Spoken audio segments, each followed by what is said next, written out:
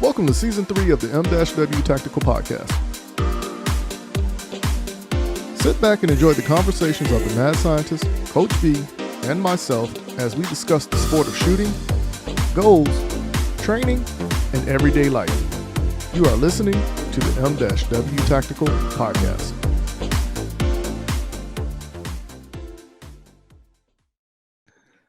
All right, good people.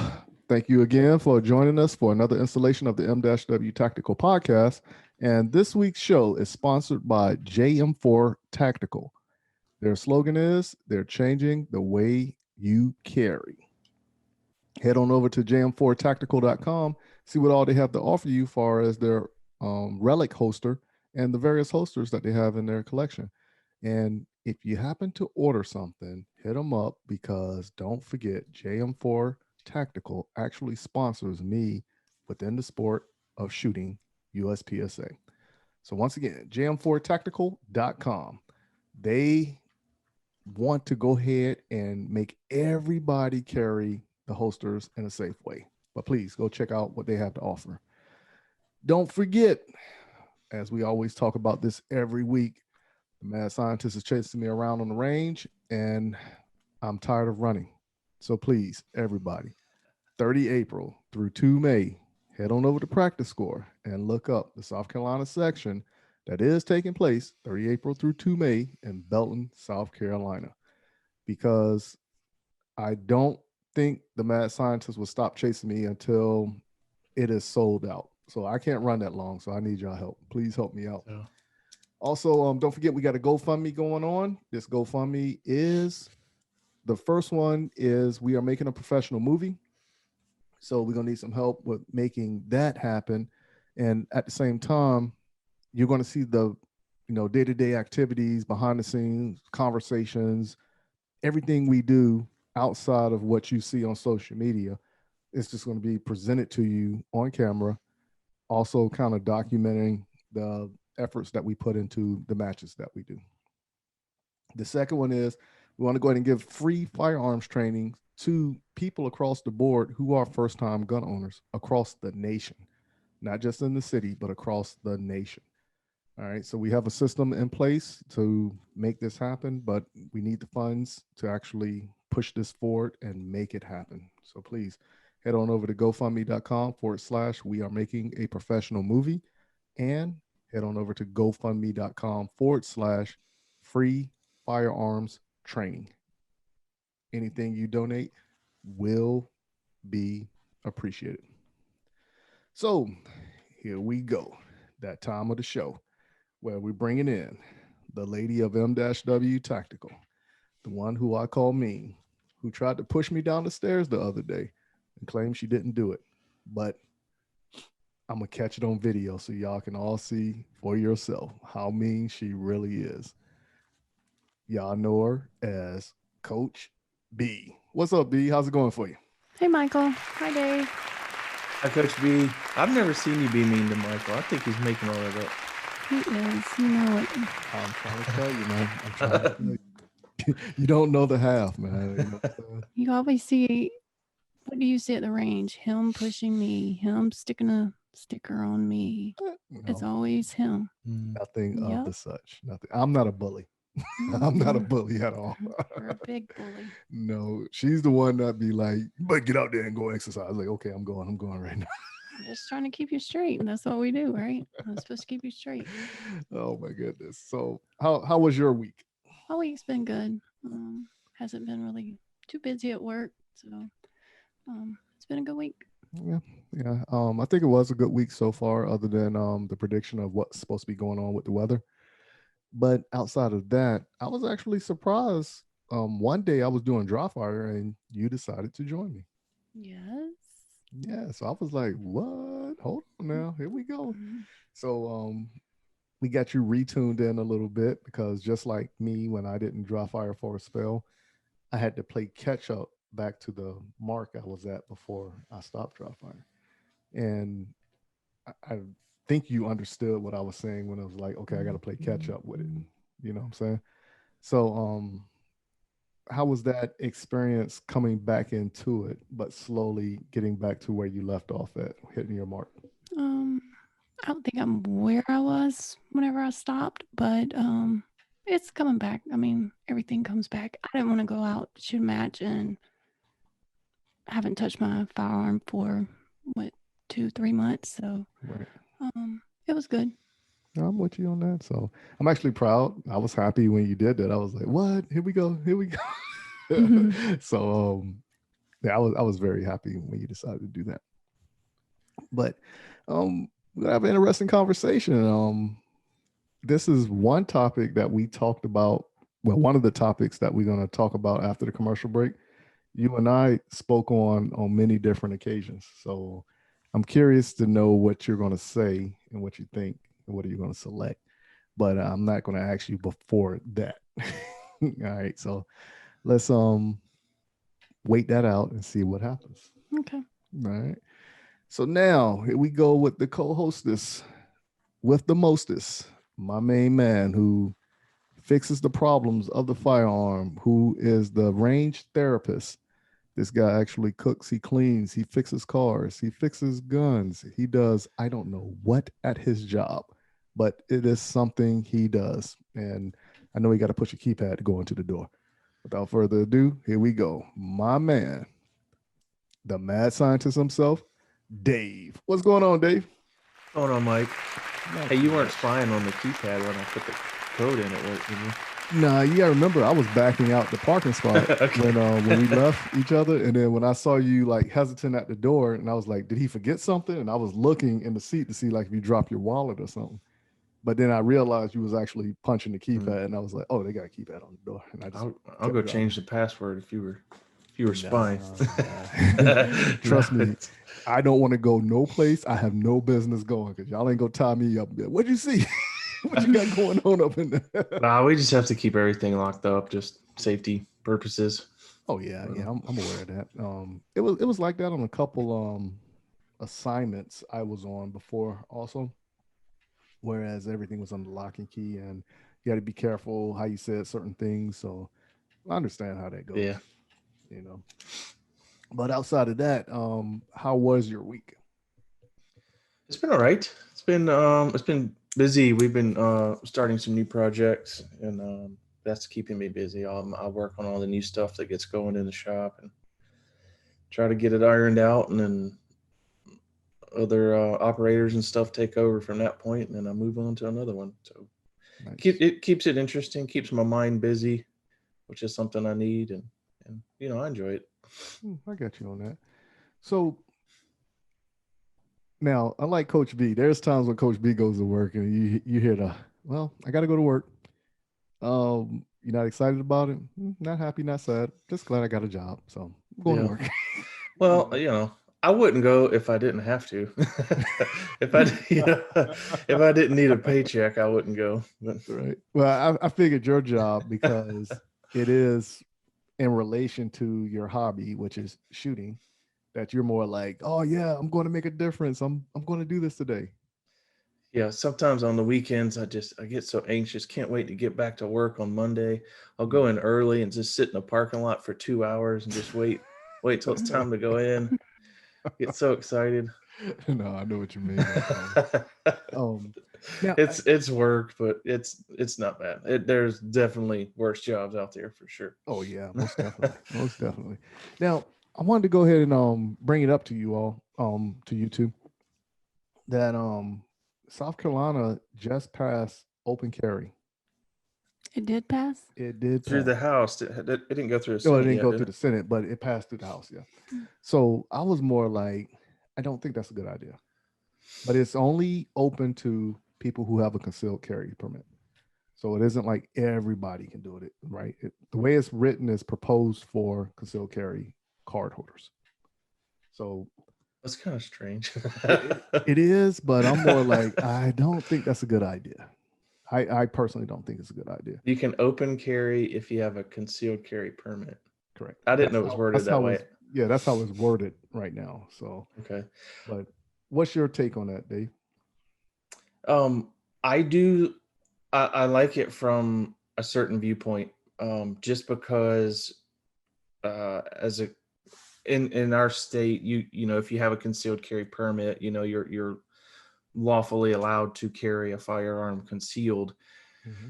If it's not concealed, you can potentially get in trouble, legal trouble, Right. for carrying that firearm. And there's been situations just that I've experienced personally, and I know everybody has, that carries concealed, is if you bend over in the grocery store to pick up something off the bottom shelf, your shirt pulls up and then reveals your firearm.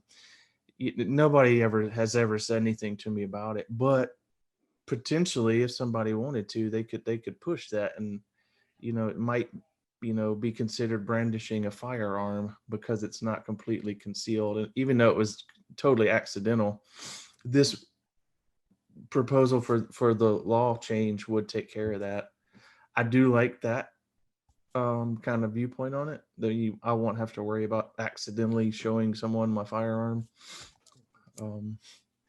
I don't personally like the idea of just having a outside the waistband holster with a pistol hanging off my hip. The reason why I don't, well, let me get with Coach B first before I state my opinion on it. But what's your take on this new bill that's possibly could get passed, but it's already cleared the House?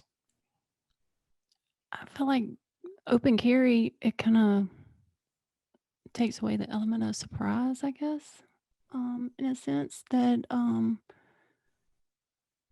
anyone walking around open carry, if someone wants to do something to you, they can already watch you, observe you, and see how you're maneuvering, so they know what to do, how to attack you, I guess, and maybe possibly get the firearm from you, whatever the case may be. But if it's concealed, no one knows you have one. So if the attack was to happen, you Okay. know, Yeah, I'm with you. Like you said, I do believe if you open carry, you lost the element of surprise. And at the same time, I believe a lot of people who would possibly do the open carry, if they do have a concealed carry permit, they're just not comfortable with concealed carry. But a lot of people will probably display the firearm as a show of force to try to deter people. right. You know, I could see how it might do that in some situations. It might be a yeah, deterrent. yeah, it could be a deterrent now because you got to remember Georgia is an open carry state also, right? But you don't need a permit to open carry in Georgia. If you're a resident of Georgia, you can open carry there, right? Now, the one thing where I think is going to be a problem, you got to look at the issues that we're facing today, right? Whereas when you have people of color and an officer is involved, majority of the time it won't be treated fairly. You know, there was one video I was watching one time. This guy, he was black, and he had a CWP, and somebody tried to rob somebody. He helped out the person that was getting robbed. The cop showed up, told him to drop the gun, right? And he was like, well, I don't want to drop the gun because he didn't know about the safety in the gun. Whereas if you drop it, it won't cook off a round. Yeah. So he was like, I don't want to drop the gun. I just want to put it back in the holster. So the cop kept yelling at him, and another cop told him, just keep his hands up, but don't keep his finger off the trigger. You know, so he's pretty much holding the firearm in his hand, you know, and then the cop shot him anyway. And then when they asked him, like, why'd you shoot him? He was like, I don't know. And he was like, big black guy with a gun. That was the first thing he said. That is a really awkward situation for anyone to be in, but Yeah. But, you know, like when he you look at the said he myths, doesn't know. He Yeah, doesn't know. He just yeah. shot him. yeah, when you look at the myths that's going on in our society, like that same myth has been perpetrated throughout the course of history. You know what I'm saying? So think about when America was Yep. established to where we are now. That same myth is established. Now, look at how many times when we've been on the range and I got into a conversation, not an argument, not a disagreement. It was just a misunderstanding. But I love the sport. This other person loves the sport. But we're almost looking like an argument, but we were saying the same thing, but it wasn't the same exact wording, right?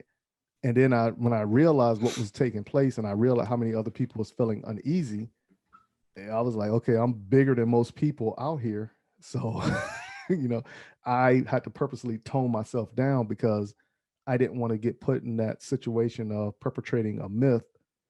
And now something happens and then it can get ugly for everybody. Right. You see what I'm saying? So, I mean, honestly, think about it. So that's the first reason why I don't think the open carry aspect is a good idea. The second reason is I've seen a couple videos also, whereas I don't know if this is a game amongst young people in certain places where open carry is allowed, but some people will literally take the firearm out the holster and run. Yeah. I've seen like 3 videos in total of this, and people are posting it like, oh, this is funny, right? And one guy was in a convenience store. The guy took the firearm out the holster, backed up, and then he shot it one time and then ran out the store. Yeah, that's something that it was one of the first things that come to my mind. Just seeing people, I don't mind open carry.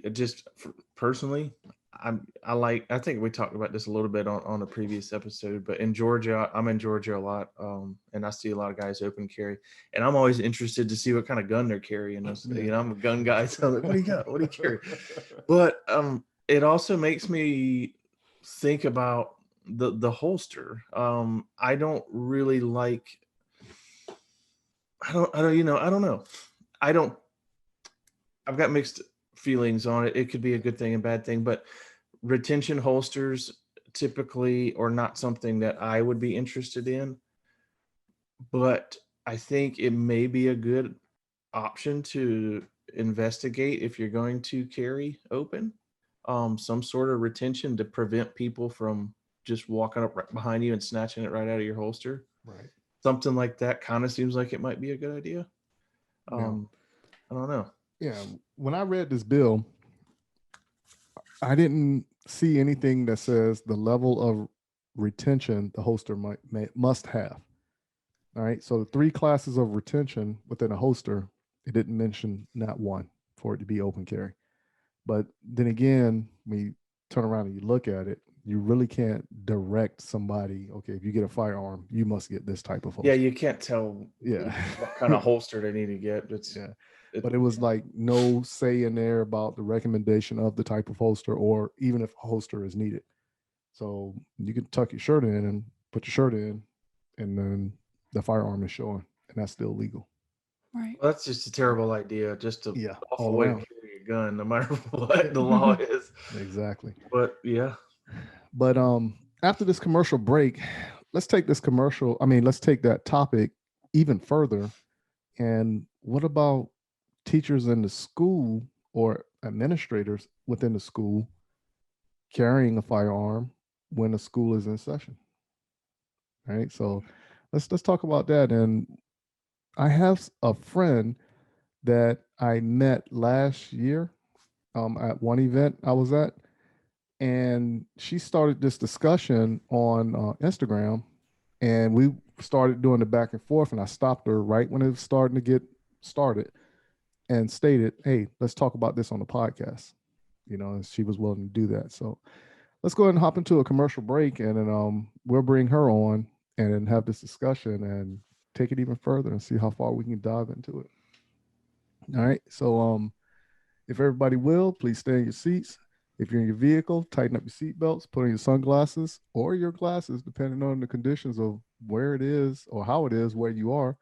And here are a few words from our sponsors. Mental health and guns. At Walk the Talk America, we are working with both the mental health community and the gun industry. Created by a gun industry veteran, Walk the Talk America seeks to raise awareness and create change through suicide prevention and firearm safety without legislation. We strive to eliminate the prejudice that firearms and mental health face. For more information and to support Walk the Talk America, please visit walkthetalkamerica.org. GM Tactical has developed a state-of-the-art polymer holster that will quickly become your go-to holster.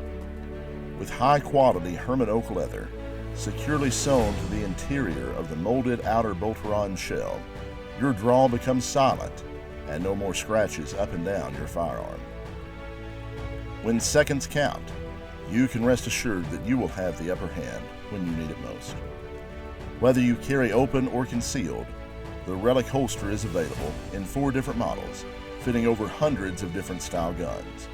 The new reliable, easy, light, individual carry holster by JM4 Tactical. Order your Relic today at jm4tactical.com.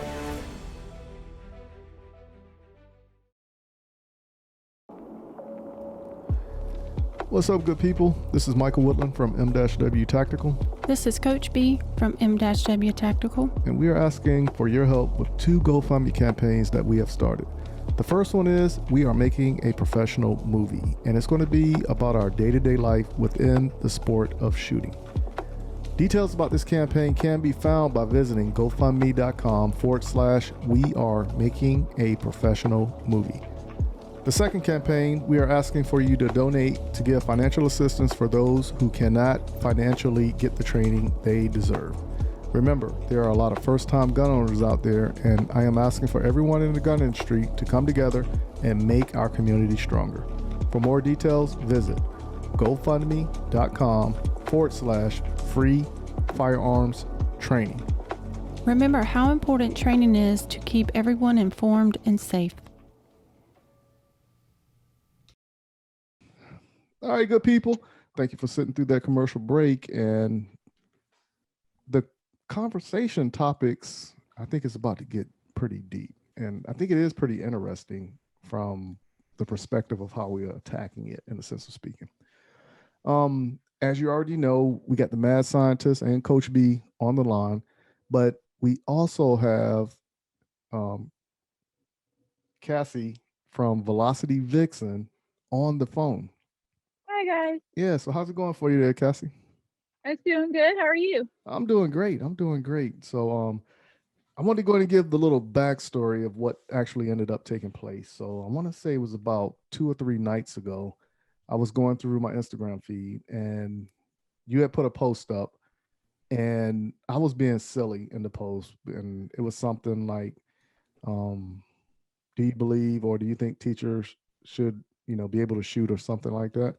And, I talked to Coach B about it offline, and, we had our discussion. I said my points and she was like, I agree with you. And she went a little bit deeper into it.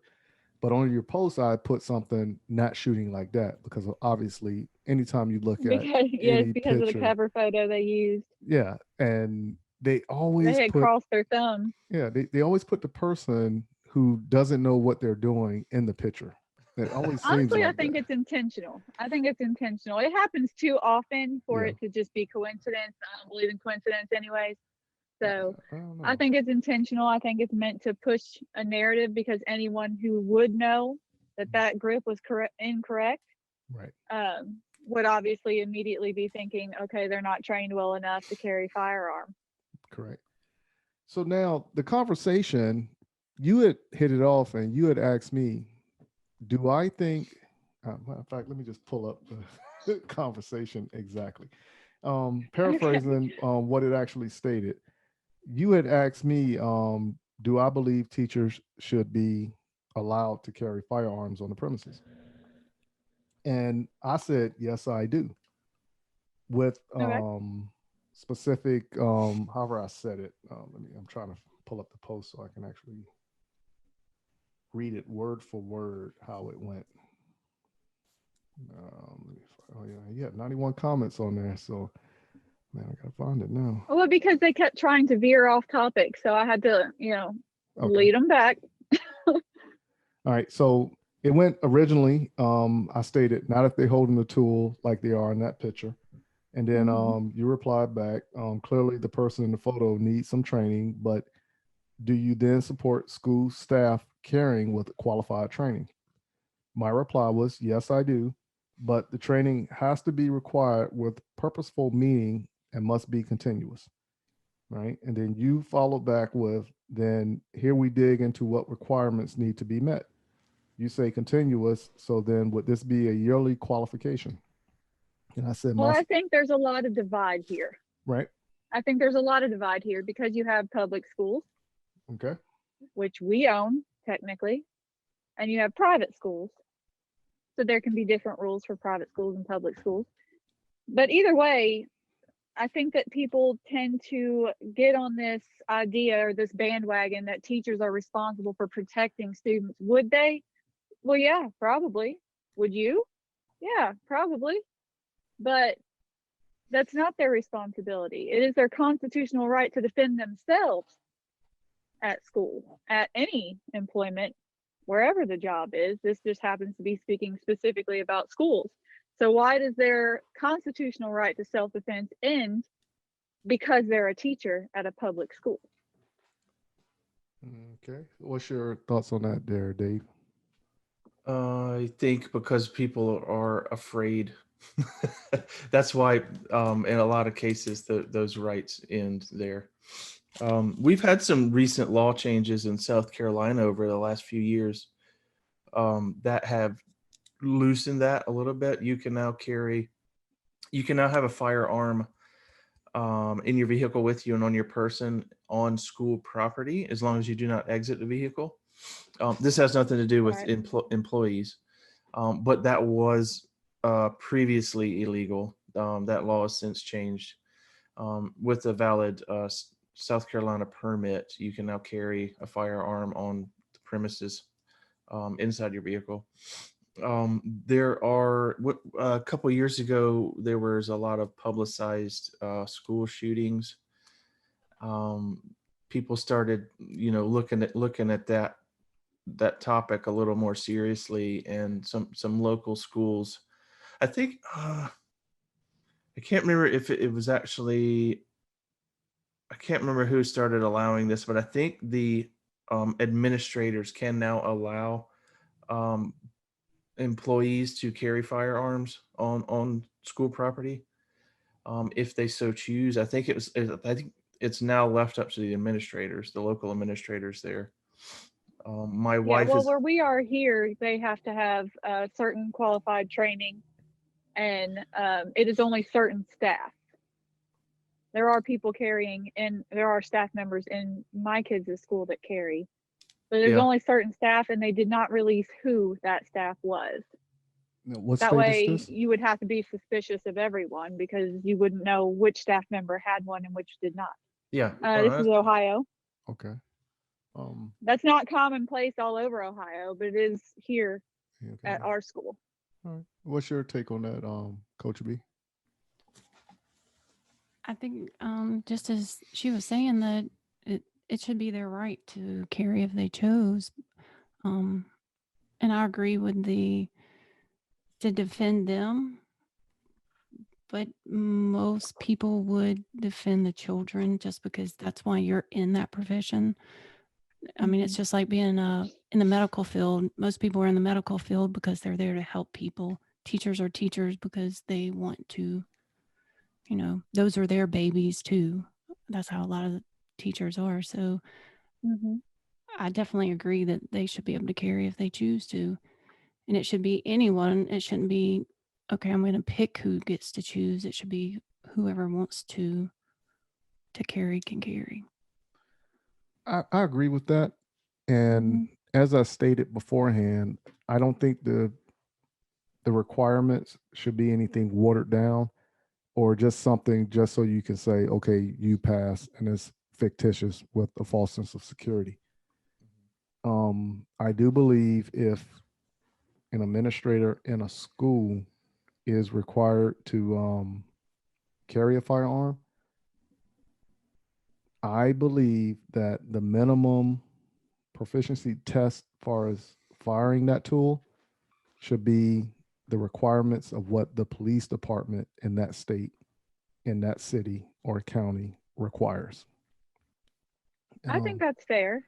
Yeah. It is in a school. You are surrounded by students. I do think that there should be training offered and available to those teachers or staff or whomever decides they want to carry, that is required for them to do so, because that is another setting that does put children at risk if something happens and they don't know how to utilize their firearm correctly and end up accidentally killing a student in the event of trying to kill, an attack. So I think that's fair to require certain training, a qualified training program. I think that it should be locally decided.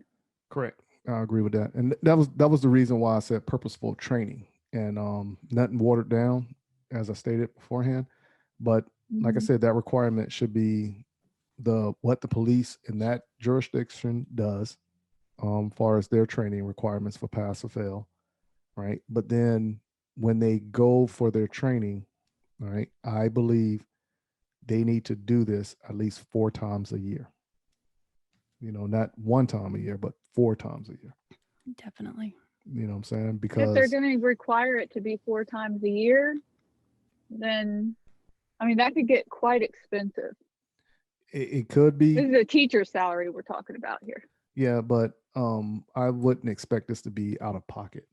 And no, I think the state could probably work something out with local law enforcement doing some training, or either there's a buddy of mine, Gary Slater, that does like church security training, and he offers training to teachers, specifically for that. He has military background, room clearing kind of training, and I think that's great. I think you could find people to do the training for you at no or little expense there. Right. I would agree with that. I'd be fine with some tax dollars going towards that. Yeah, I wanted. Are they actually talking about that in your area, like on a political front? No, the post, I believe, was Idaho. I want to say somewhere in Idaho. I just came across the article because I do that. No, I got you. I scroll through articles, and actually, I think a friend of mine sent me that because of the grip. And he was sort of mocking the grip. Yeah. And I thought, okay, my first thought was, this is an intentional photo meant to push a narrative that scares people. It's failure, because anyone who's uneducated on firearms wouldn't even know that photo was incorrect. Right. And anyone who would then immediately think, this person is not qualified to carry around my kids. And I have one in the comments, I don't remember what their handle was, but they had said something about worrying about whether or not the teacher themselves or the staff member themselves became unhinged and became the attacker, which is just absurd to me. Honestly, that could happen in any environment. Yeah. Now, you don't get to choose people's rights based on whether or not you trust them. You trust these people with your kids all day. That's true. Now, I remember when I brought this conversation up with Coach B, and she had said the same thing. Like, what if the teacher, like she said, you already know people are going to say, what if the teacher becomes unhinged, as you just stated. And I was like, okay, so how many teachers want to uppercut a student and they don't? I mean, probably all of them. I couldn't be a teacher. Yeah, I'm saying I couldn't be a teacher. Teachers are the most patient people. I volunteered for a few class parties, and I walked out of there thinking I could not do this. I could not. I'd end up on the news. Yeah. So and like I said, we had I think we had a good exchange of the topic between Coach B and myself as we was talking. Because I believe that I tapped into the mother aspect and her children going to school. And now how would she react if that was her in that situation? So what's your take on that, Coach B? I would rather know that there's more than just the one school officer at the school who has a firearm. I would rather know there's several people within the school who has been trained, who is carrying a firearm. So if something was to happen, it would be handled quicker than what we have seen in the past. So I'm down for it. Now, I can't say this here in the county that I live in South Carolina. they have the deputy sheriffs being liaisons at the schools. And of course, they are carrying loaded firearms when they do it. But, the Richland County Sheriff's Department is by far the highest level of a police force I've ever seen organized in the city. Like all the cities I've been to. They do a good job. They really do. And I was actually impressed with a lot of stuff. Even like when I went down to the sheriff's department and I was talking to a couple of the people that work around, and I was like, "Y'all actually do that?" And it was like, "Yeah, man. I think they're top notch when it comes down to it." That's great. They have the money though that allows them to do that, the training and that kind of stuff. There's a lot of agencies and departments just don't have the funding. Now, and that's why I was worried that teachers wouldn't, because that kind of training gets very, very expensive. Yeah, anything you do, especially when there's a contract associated with it, it will get expensive because something like this. Let's think about the liability. And that's always going to be one of the first things that's always brought up. Hey, it's a good idea, but let's talk about the liability. Right now, is that liability enough to outweigh, the other points of the conversation? I think so. We do have school resource officers in our school. The school right next to ours, in fact, half of our town goes to the other school. Okay. The line there is like right on the side of our town.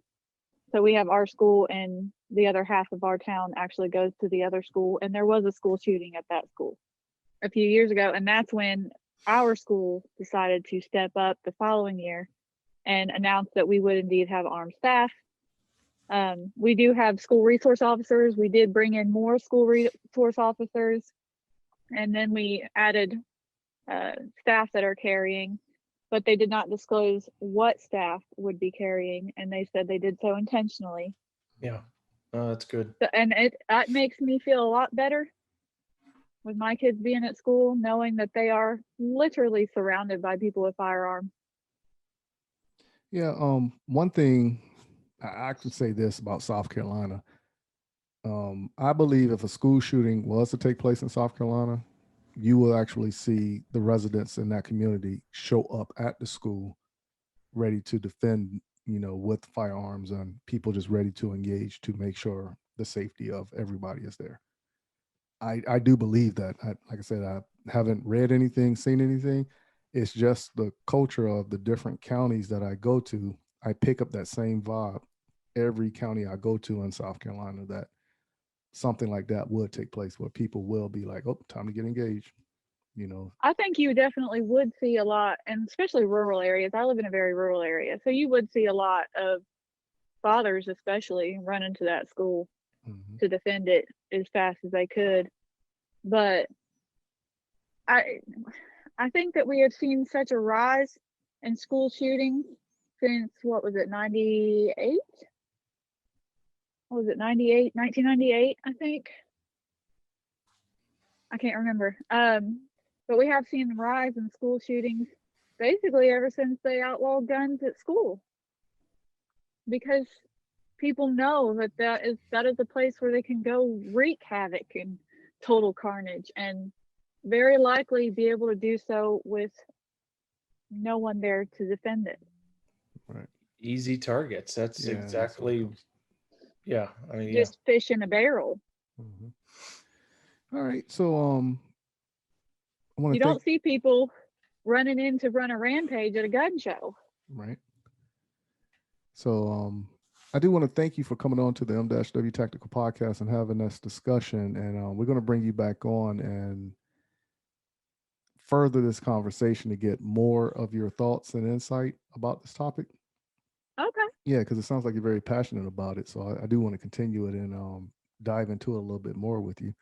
But sure. Yeah, like I said, but we'll stay in contact through social media, and we'll arrange that and make it happen. All righty. I'll talk to you then. Okay, sounds good. Thank you, Cassie. Enjoyed talking with you. Thank you. Thank you. Enjoyed talking to you guys. All right, take care. Bye. Yeah, so yeah, I think that's a pretty interesting topic. And even when you turn around and you dive into it a little bit deeper, I believe that when you're looking at it from the aspect of something like this, now would your personal firearm be a mention in that conversation? A specific firearm that they recommend, or is the school or the government going to provide this for the school, or how, like the mathematical reasoning behind everything? Well, that's interesting. Yeah. So, but let's just happen to say this, okay? Further in that conversation about, teachers and administrators in the school system carrying firearms. Now, let's say you are a deciding factor and you had to choose up to 5 firearms for the purpose of this. Or let's just say you're a firearms instructor and people came up to you and say, hey, what are your top selections of firearms that you recommend? All right. So let's cap it off at 5 and see what each member of the M-W tactical panel selects. And we didn't talk about this openly yet, so this is going to be new to everyone. All right. So let's start off with the mad scientist. Okay. It's tough. This is tough for me because these are tools, right? And they're specific tools that work better for certain situations. So it kind of depends on the way that I look at it and the way I look at a different each situation, what I would think I would personally like to have with me as a tool to handle that situation. But just from a pistol kind of concealed carry viewpoint, I really like the Canic TP9 guns that have recently come into the U.S. over the last 5 years or so. Okay. They present a great value for the features that are available. Something that I think other companies are trying to catch up with. They provide a lot of good options, and for the money, they're really hard to beat. They have one of the best out of box striker fired triggers that I've ever used. I shot one in competition, shot about 50,000 rounds through it. I know they're reliable. I carry one now daily. It's inexpensive as far as handguns go, and that would be my kind of top recommendation just from my experience and knowledge of that particular firearm. It's for number 1. Let me go to number 2. Go for it. All right. All 5 of them. Number 2, I think the Smith & Wesson M&P line it's vast. There's so many options. They're great firearms also. They're reasonably priced. They have a ton of aftermarket support, holsters, lights, accessories, lasers, if that's your thing. There's tons of that stuff out there and available for that line of firearm. All sorts of different calibers, whatever you like, whatever you want to shoot, they have an option there for you. The M&P stands for military and police, so they've been used. Law enforcement offices use them, have used them, still use them. They're proven firearms, and they're great for concealed carry and self-defense. I have to throw in the Glock there as my number 3 choice. It may be the most popular pistol in the world. I personally just don't like the grip angle. The ergonomics of the thing don't fit me, and I just don't. It's not comfortable to me.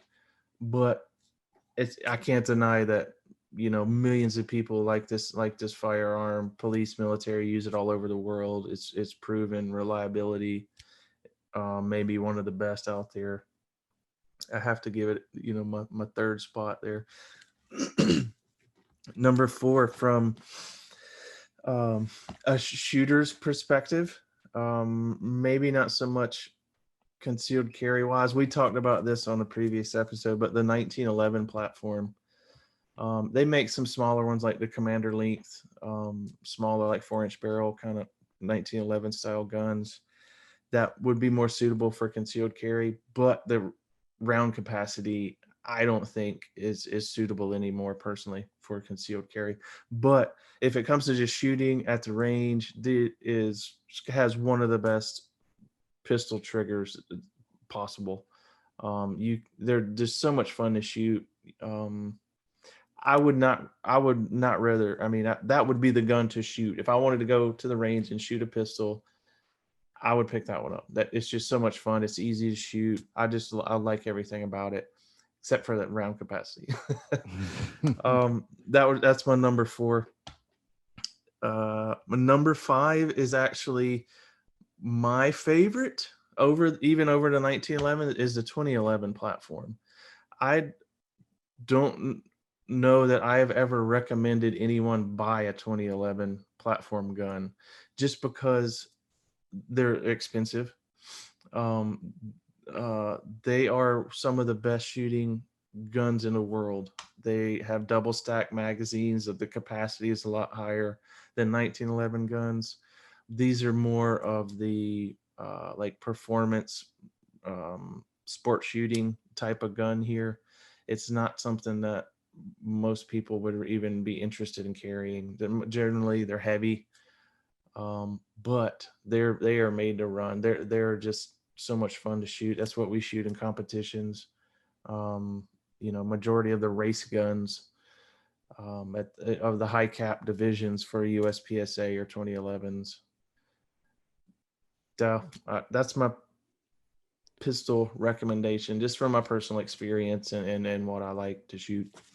Oh yeah. Now, I can honestly say, I don't ever think I told anybody they should get a 2011. I don't think I have either, but they are absolutely my favorite guns. But I don't know that I've ever recommended anyone buy one. Yeah, because my whole thing is now I know, like, when I would talk to people and if they happen to see it or I brought it up in conversation, I would tell them, like, okay, this gun right here starts off at like $2,000-$3,000 and goes up in price. Yeah, and that's typically a bit more than just your average enthusiast. Right. I guess. I mean, you have to be really committed to the craft and the sport. Right. And it's the only way it makes sense to spend that much on a firearm, I think, on a pistol like that. Correct. Now I'm gonna tell you a story about my M&P when I get to my list. Okay. But let's go with Coach B. Let's hear what you say are your top firearm selections. My top. Well, there's only I think maybe 4 firearms that I've shot that personally I've used before, and I would say number 4 would be the Taurus, which that was my very first firearm that I bought. It was kind of recommended by family, just because it wasn't inexpensive, and G2, G3. I think it's the G2. G2. Okay. So because I didn't know any different, it worked. That's what I used to get my CWP. I thought I did pretty good, but I'm not saying nothing. You always talk about my paperweight, but hey, it worked. That's good. Yeah. She actually did pretty good with it too. So. And I had put, I don't know, maybe 1,000 rounds through it before I did the CWP, just going to the range and whatnot. But I mean, I liked it. It was good. My number 3 would probably be the Glock. And just like Dave and Michael have said, it's just the angle of the grip. I just don't like that. It's hard to deny the popularity of that gun, though. Yeah. Right. I mean, you have to give it credit for that. Yeah, exactly. True. And then my second would be the Smith & Wesson M&P 2.0. That's what I actually carry. And I like it. That was my number 2 also. All right. Which one do you carry? The M&P 2.0, the full size. Full size, 9mm? Yes. Yeah. But I like that you can change out the grip, like the size of the grip. So I think that's a good thing. And then I would say my number one would be the Walther. I've shot the PPQ. I've shot Michael's, and then I shot the Q5 in competition whenever I first started out. But the trigger's just sweet on it. Yeah, I totally agree. Yeah. I totally agree. So, all right, so you had a nice list there. You had a nice list Good there. list. anytime anyone asks me, I've had a couple friends hit me up, and it's always I would buy a Walther PPQ. That would be it. So. It's hard to go wrong with that one, man. That ergonomics of that gun are just fantastic. It just feels great. Tell me about it. Tell me about it. All right, so from 5 to 1, what I actually ended up coming up with was the Taurus and the Canic. And the reason why I picked those two is because they're both affordable, very affordable. And I think Canic is slowly creeping up on everybody's radar. The Taurus, it is a popular one that I've seen at the range a lot, so like even if I visit other people's classes and I'm sitting in there and I'm noticing like a lot of people will get the Taurus. And of course, if your knowledge is not there with firearms, you don't know what you don't know, but that price quality was enough to get everybody to go for, that Taurus. Now, I think Taurus makes a fabulous firearm there. Nothing against it. I'm just joking because I got big hands and, it's just a smaller firearm. That's the only reason I really joke it. Oh, well, that's an important consideration. Some guns are just too small for certain people's hands. Correct. And then number 4 would be the Springfield. And obviously, like when I first started taking notice of the Springfield, I noticed like how they was always pretty much selling the conversion kits. Like, you buy the 40 and you can put a 9-barrel in it and the magazines and everything. I think that was the first firearm I knew that ever done that. And they actually publicized it, earlier, like in the early 2000s.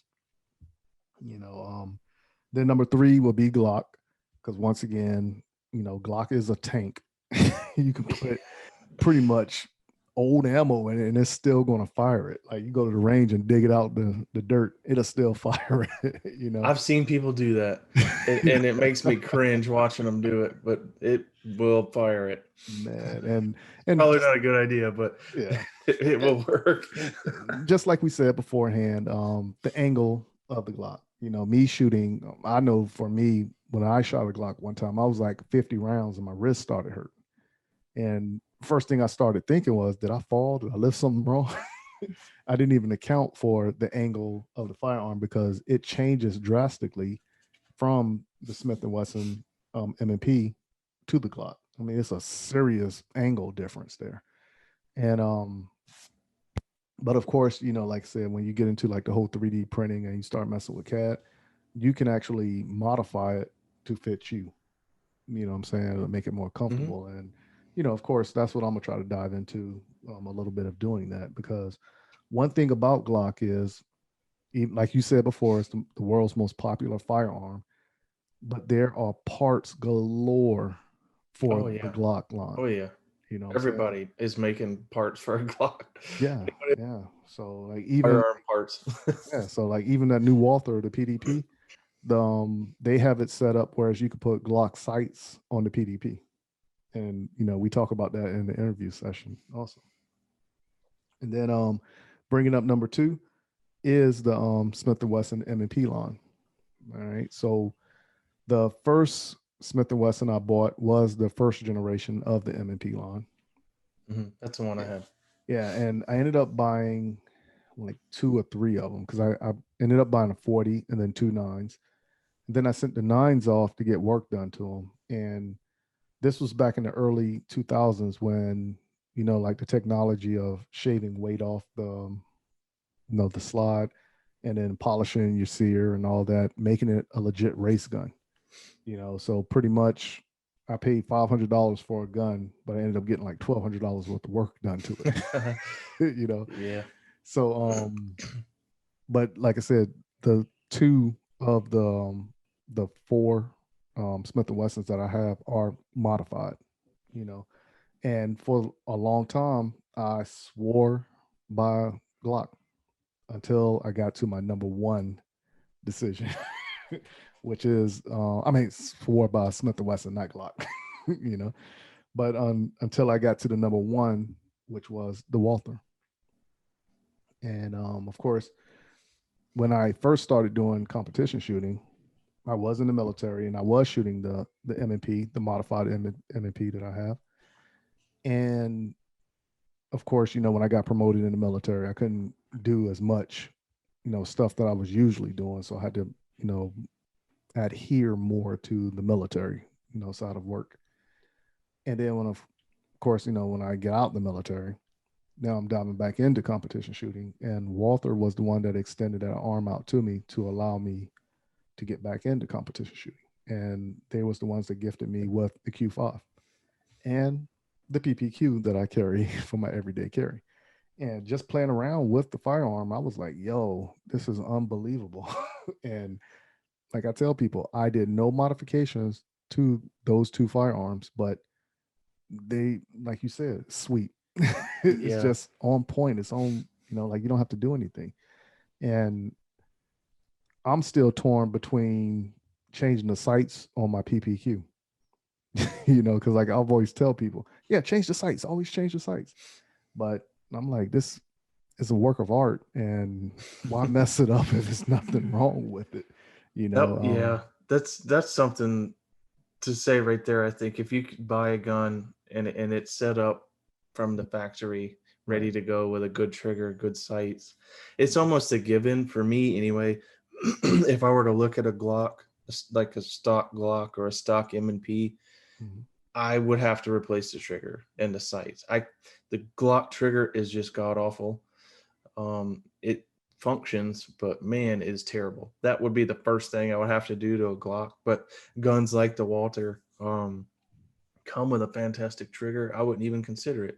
There's no point in changing the trigger on that. It's already ready to go. Yeah, and like I said, this was probably the first firearm where I was seriously not thinking about doing any type of upgrades, because I was like, I don't think you can get any better than what it is right now. You might actually make it worse. Yeah, exactly. And then like even thinking about it with my M&P, it might just be me, but even with the stock trigger in the M&P, it seems like the more you pull it, the better it gets. And some people was joking me about that, saying like, oh, you're just getting used to it, and the familiarity of it. And I'm like, nah, I think whatever is going on, the more you pull it, I just think it gets better and better. Oh, that's a thing. Everything kind of the moving components in there smooth out, kind of polish against each other, and it smooths out. That Canik I said I shot in competition, I'd let people handle it and shoot it and fire it and pull the trigger, and they're like, oh man, what'd you do to the trigger? It's like, well, I shot 50,000 rounds through it. That's all. It's smooth and light now. And like I said, those are the top 5 firearms that I selected from my choice of everything I shot that actually came to my radar when I thought about it. I already knew Coach B was going to pick Walther, so I got to keep my Walther under lock and key, because she'd be trying to jack me for it. Yeah, so let me ask you this one, Dave. The week before last, you got your Limcat back. You got the new grip. Did. All right, and then you went to an all classifier match. Now, we went over time a little bit last week, so I didn't get a chance to ask you this, but I'm bringing it forward this week. Did you make GM? No. Oh. So I tried hard. Before that, I actually went to another classifier match with my older gun before the Limcat came back, and shot 6 stages. Was it 1, 2, 3, 4? Yeah, shot 6 classifier stages there. I did not do very well, and it was not because of the gun. It was my mindset at that match while I was shooting, and I didn't realize it while I was there. I realized it because of my my journal that I keep, after each match, that my wife calls the diary, that you guys make fun of me for, but I don't care, because it helped me realize what I did at that match. I was trying to go fast, Right. and I couldn't put that into words exactly what happened until like 3 or 4 days after, and then I realized, like, I am fast. I don't need to try to go fast. Hold on. Did you hear that? I heard that. Did you hear that? Hold on. I need you to say that one more time there, Well, Dave. it's took a lot of reflecting, and How many times did I tell this guy he was fast and he was like, well, I don't know. well, see, that's one of the things that the journals help me with is confidence, and being able to look back on matches, and I got to see some of my video footage from that classifier match, and it finally looked like my movement and speed looked like what I wanted it to, like from videos of top level GMs that I've watched years ago when I was getting into the sport.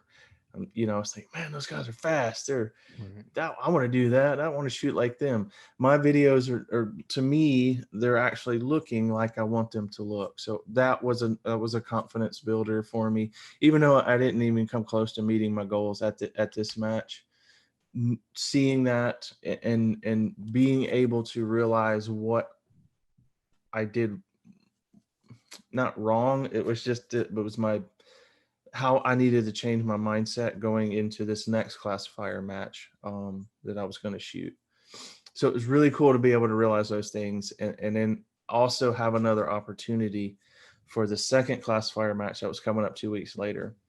And I got the LimCat back before the second match, and I knew the mindset that I wanted to take to the second match. I knew that I just wanted to have more visual patience.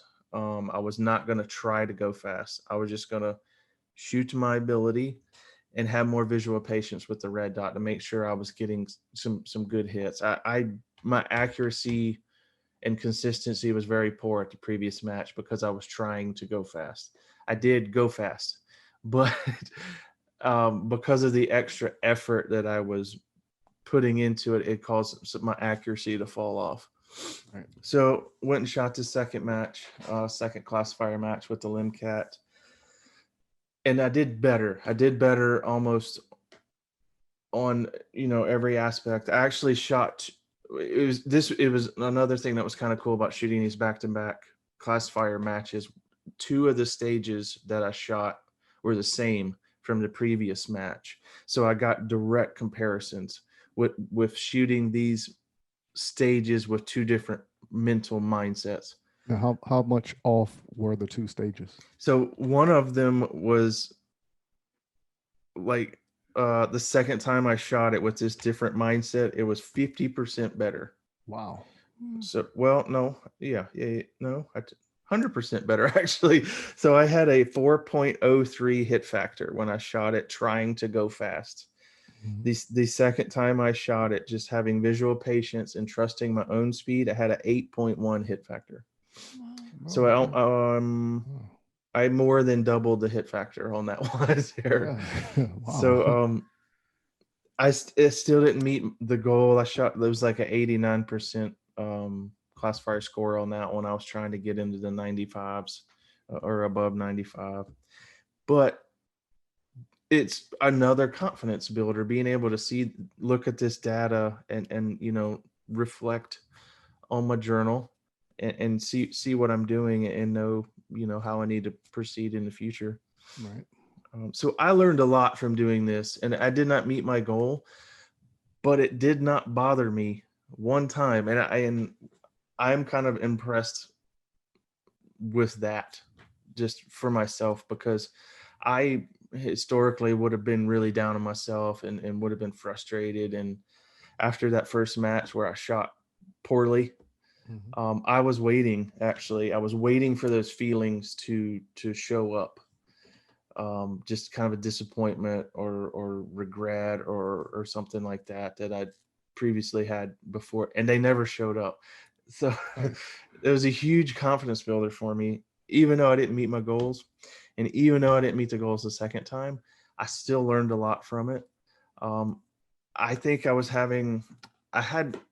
shot with visual patience, but I think I was maybe a little bit too much focused on accuracy. So it's always a balance, and that's the name of our game, just speed versus accuracy. There's always a balance there. I was just a little bit too focused on the accuracy side. So, and at this level, trying to shoot 95% classifiers, that balance is super thin. I mean, it's a super thin line. Right. You really have to have both of them. So Yeah, I know what you mean. So now, does that mean third time is the charm, which means area 6? That might be the Well, goal taker. it's I was this year, or the beginning of this year, the last couple of months, I've been focusing. I knew these matches were coming up, and I was really focusing on classifier oriented drills, gun manipulation, that kind of stuff. I really focused hard on that. I shot these 2 matches. I didn't meet my goals, and I'm okay with it. I really am. I actually lost percentage of my classifications, but I don't care. I mean, Right. I learned so much from this. I'm very happy with what took place. Now I'm going to kind of push the classifier stuff to the side. I'm going to start focusing more just on match prep, Gotcha. match work for these for the major matches coming up. Yeah, and that's the same thing. Like I said, the conversation you and I had, and then also the conversation between Coach B and myself. Whereas I stated last year that I wasn't going to do any classifier matches this year. Mm-hmm. So I'm gonna stay true to that, and pretty much just focus on the match, because last year every classifier match I'd done, I think I put that undue pressure on myself.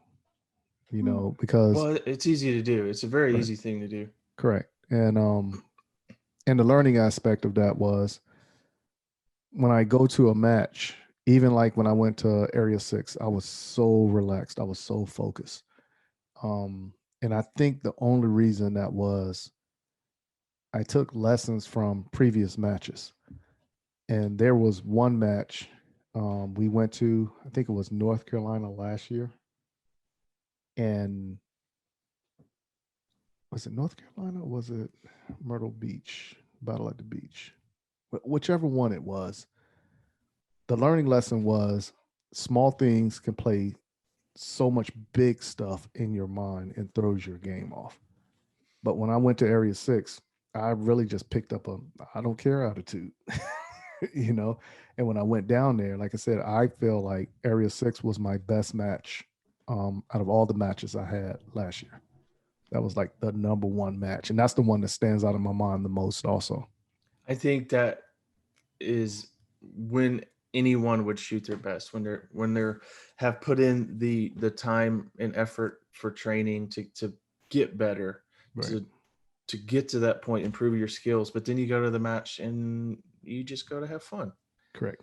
Your skills are already there. You don't have to feel pressure. It's difficult to do at a major match to not be pressured, but I think if you can manage that, if you just go to have fun, shoot your game, and you're gonna have better results that way. Oh yeah. So I'm making a prediction that you will hit GM before October, or by October. I'll say by October. Before nationals. Correct. I think you're Okay. going to hit GM before that. What's your I take see. on that? I agree. You agree? I think you learned a lot, it sounds like, from the classifiers that you did. I noticed I really did. with Michael, like whenever he goes into it and there's that mindset of, okay, this is what I've got to make, I've got to get this percentage to move up, or whatnot, it puts that undue pressure on him, and the performance is not there because his mindset isn't there. Whereas Area 6, he went into that and it was just, I'm here, I'm shooting the match. There was only one person that we knew, or he knew, on the squad with us. So there wasn't that distraction. So all he had to do was focus on shooting. I was loading magazines, handling everything. All he had to do was focus on shooting. And that was truly his best match. So and like I said, I naturally had fun, but even at the end of the match, like she had asked, like, how do you think you did? And I was like, I don't think I did too good, not where I wanted to be. But then when I actually looked at the results when it came out, I was like, yo, I did way better than I thought I did. Like, I was a lot higher than what I thought I was going to be at. Yeah. Well, that was yeah. It's a mental game. Once you know how to shoot the gun and how to play the, how the sport works and what you need to do, it becomes more of a mental game. Yep, that's what it comes down to. So, but I'm just curious to see what will 2021 bring overall. Because it's going to be interesting. This is a year like no other. Well, I thought last year was like no other, but this year, oh my goodness, you got craters you got to dodge. But like, so you got to, depending on your primer situation, you got to plan your matches accordingly and figure out how you're going to do it. And wow, I'm like, okay, we need normalcy to come back. I did, to maybe help everyone have a little bit of hope. There is a local company that is in process of manufacturing primers, so we're going to see some in the local area and throughout the country before the end of the year is the plan there. So yes. Maybe that gives you a little bit of hope. Yes. They're manufacturing in the millions, so they'll be able to spread the wealth at a normal cost. Yeah, well, that's reassuring and good to hear. And I'm pretty sure a lot of people are like, yes, let us rejoice. Yeah. The powder is becoming an issue now. I think the primer situation is going to be handled soon, but now the powder is hard to find. So we got to figure out the powder, guys. Let's figure that out. Well, somebody they got something. They'll do something. Let's hope so anyway. But let's go ahead and dive into this next commercial break and then come on back and do this interview with Walther Arms. And we're going to do a little bit of talking about their new PDP line. Now, I haven't shot one yet. I haven't even touched one yet. But I foresee that taking place in the near future also. So I can actually give my insight of it, this new firearm. But I had a lot of questions, for Cody, the representative at Walther, and he answered them all. And I was like, hold on, I don't think you could do better than you did with the PPQ, but he says they did. So I got to get my hands on one to find out personally. What is this one? I haven't even heard of it. What? Okay, so look it up. The Walther Arms PDP. PDP. All right. PDP. All right.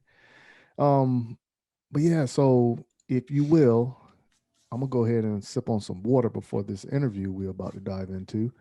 And if you need some water, go ahead, drink some water, stay hydrated. Spring is around the corner, summer's coming up on us.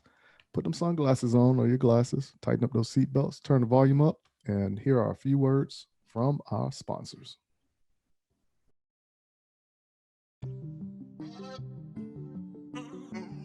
What's up, good people? Thank you for taking the time and listening to the M-W Tactical Podcast. Please go visit the M-W Tactical store at www.m-wtactical.com/store and help support our efforts by purchasing a shirt or two. If you haven't done so, go follow us on Instagram and Facebook by searching for M-W Tactical. The gun cleaners.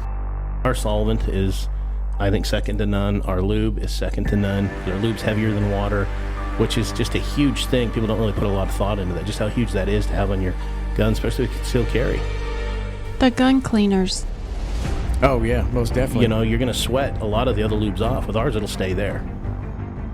The gun cleaners. and maintaining the quality of the process, the quality of the end result is another. And you guys are able to do both with the process that you have there. Order your supply of the lube and the solvent at www.theguncleaners.com. Are you in the market to purchase your first or next firearm, but find the atmosphere of a gun store intimidating, crowded, or uninviting? There's a way for you to purchase the gun you want while avoiding the crowds, the gruff salesmen, and the marked up prices that come with a brick and mortar gun store. The process is called a transfer, where the purchase is made in an online store and sent to a federally licensed middleman called an FFL, who processes the paperwork and background check for a firearm purchase. CAE Transfers is the FFL with the lowest transfer cost in the Midlands at only $20 or $15 with the presentation of a South Carolina concealed weapons permit and $10 for repeat customers. If you live in Columbia, South Carolina or its surrounding areas, choose CAE Transfers as your FFL during checkout and let me help you complete your online gun purchase. You can find and follow CAE Transfers online at Facebook, Twitter, and Instagram using @CAE Transfers. Thank you for your business, and I look forward to seeing you soon. I'm Jason Pratt, Masterclass USPSA shooter, owner of Brass Monkey Bullets. If you're interested in competition bullets, visit www.brassmonkeybulletsllc.com or call me at 423-967-1063. For more information, my email is brassmonkeybulletsllc@gmail.com. Thank you.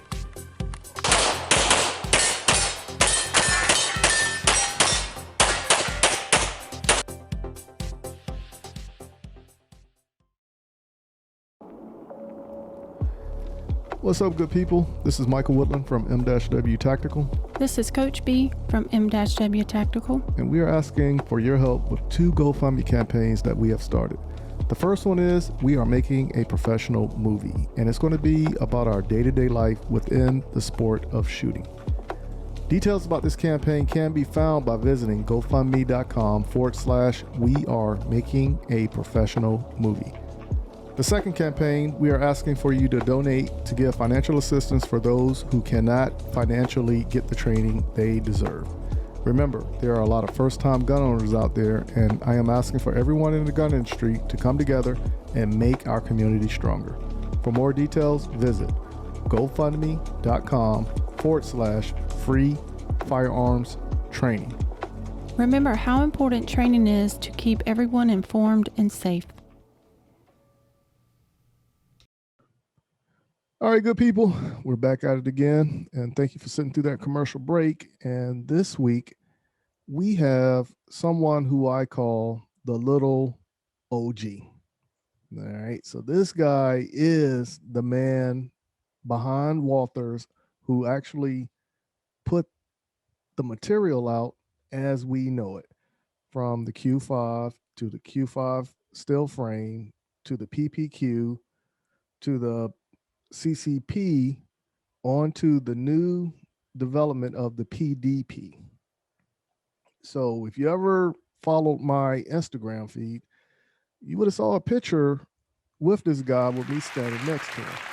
Now, needless to say, in some of these pictures, I had to kneel down a little bit because I'm like the Eiffel Tower over this guy. So without further ado, I want to welcome my friend, my buddy, Cody, to the M-W Tactical Podcast. How's it going for you, Cody? Hey, what's up, man? Good to see you again. Hey. Yeah, it's been a while. So the last time we actually had a conversation publicly on a forum, that was like 2 years ago. Oh, it's been crazy. Yeah, the SHOT Show last year being canceled. Yeah, it was some Yeah, yeah. right. So it's just Yeah, that was crazy. the last time I saw you. It was like SHOT Show. Yeah, it's crazy. I know last year was just a whirlwind, man. Like, just, coming back from SHOT and kind of preparing, and then all of a sudden COVID kicks off, and gun sales really the breeze, and we hit the ground running as soon as we got back. Right. Whirlwind since. Oh yeah. So like I said, outside of that, everything else is all about guns. So we're gonna dive into a conversation a little bit about that. For sure, I like that. All right. Moving forward, y'all have, like, I believe, set the bar pretty high when it comes to a firearm that the average person can just go to the store and purchase. Now, of course, from the last time we actually done a show together, I stated to you on that show, I know nothing about Walther other than that's the firearm that James Bond had, right? And then, of course, since then, getting the Q5 and the PPQ. And I was blown away from that. Now, I've actually said this to people because, when people come up to me, I have no issues with letting them shoot my firearm, because I always tell people, hey, go for a Walther. You can't go wrong with that Walther. And I said, like, there's no way they can do better than this. This will be something like they would just repackage over the course of time. But from everything I'm hearing and seeing, like, it's like y'all are improving, like inching forward. You want to care to talk about the development of the product line from the CCP all the way up to now the PDP? Yeah, I mean, it's always trying to do a little stuff different. And you got just plenty of different markets, and really when we looked at our flagship product is the PPQ series, or was the PPQ series now. Last year, actually, a few months back before SHOT Show and stuff like that, we were kicking around the idea of, like, the PPQ was creeping up on 10 years old at the time. Which is a pretty long life cycle for a product, especially nowadays, to keep people's attention. To say, we knew we had like a great firearm, but when the PPQ was actually developed, you think 10 years ago, nobody was putting dots on top of slides. Maybe it was open guns; they were still running dots, but they were frame mounted, stuff like that. So that development just had nothing to do with PPQ series.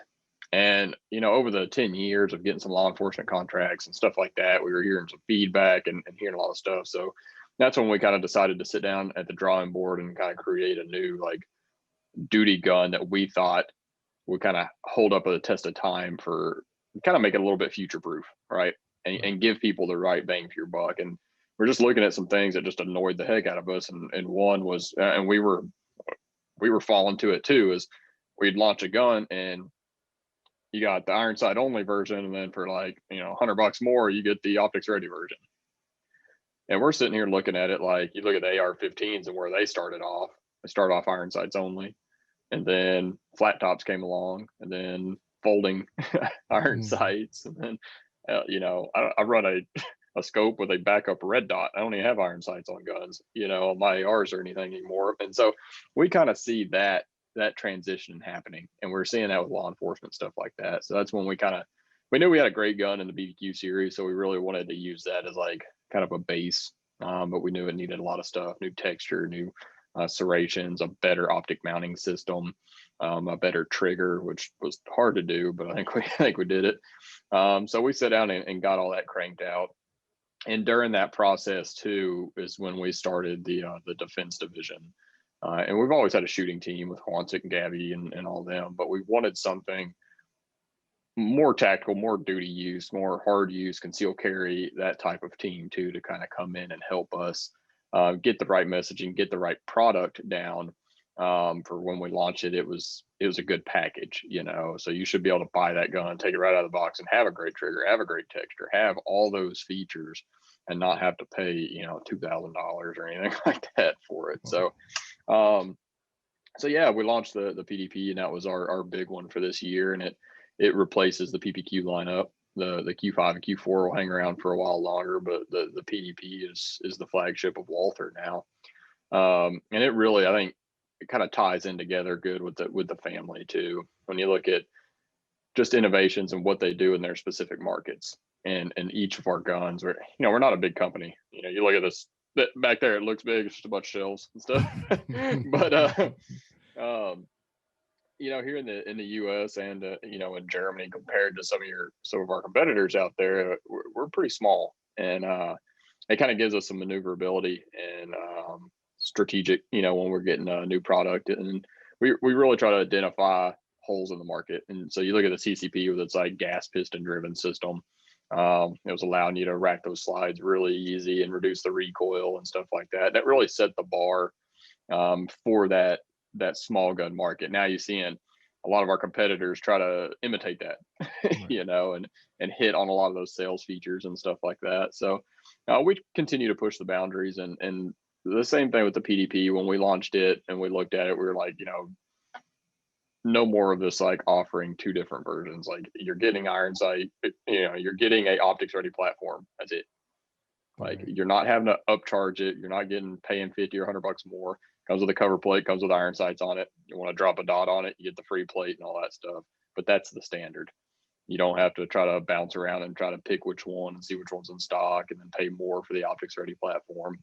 We made that a standard feature. And now you're already starting to see some competitors start to take that route too, which is cool to see because I want a dot on every pistol. I love red dots on pistols. So it's a fun one to watch and see kind of evolve. Well, I've shot a few handguns with red dots on them, Mhm. but I don't own any red dots for the handgun. Mhm. And I did make a determination the end of last year, going into this year, that next year I'm going to possibly start shooting carry optics. Mhm. And one of the things I said I was going to do was, you know, look for a red dot and put on the Q5. Yeah. And get out there and do it. But speaking of the red dot form, whenever I go out and about and I see an officer, regardless of what city I'm in, Mhm. I always look to see what firearm they're carrying with them.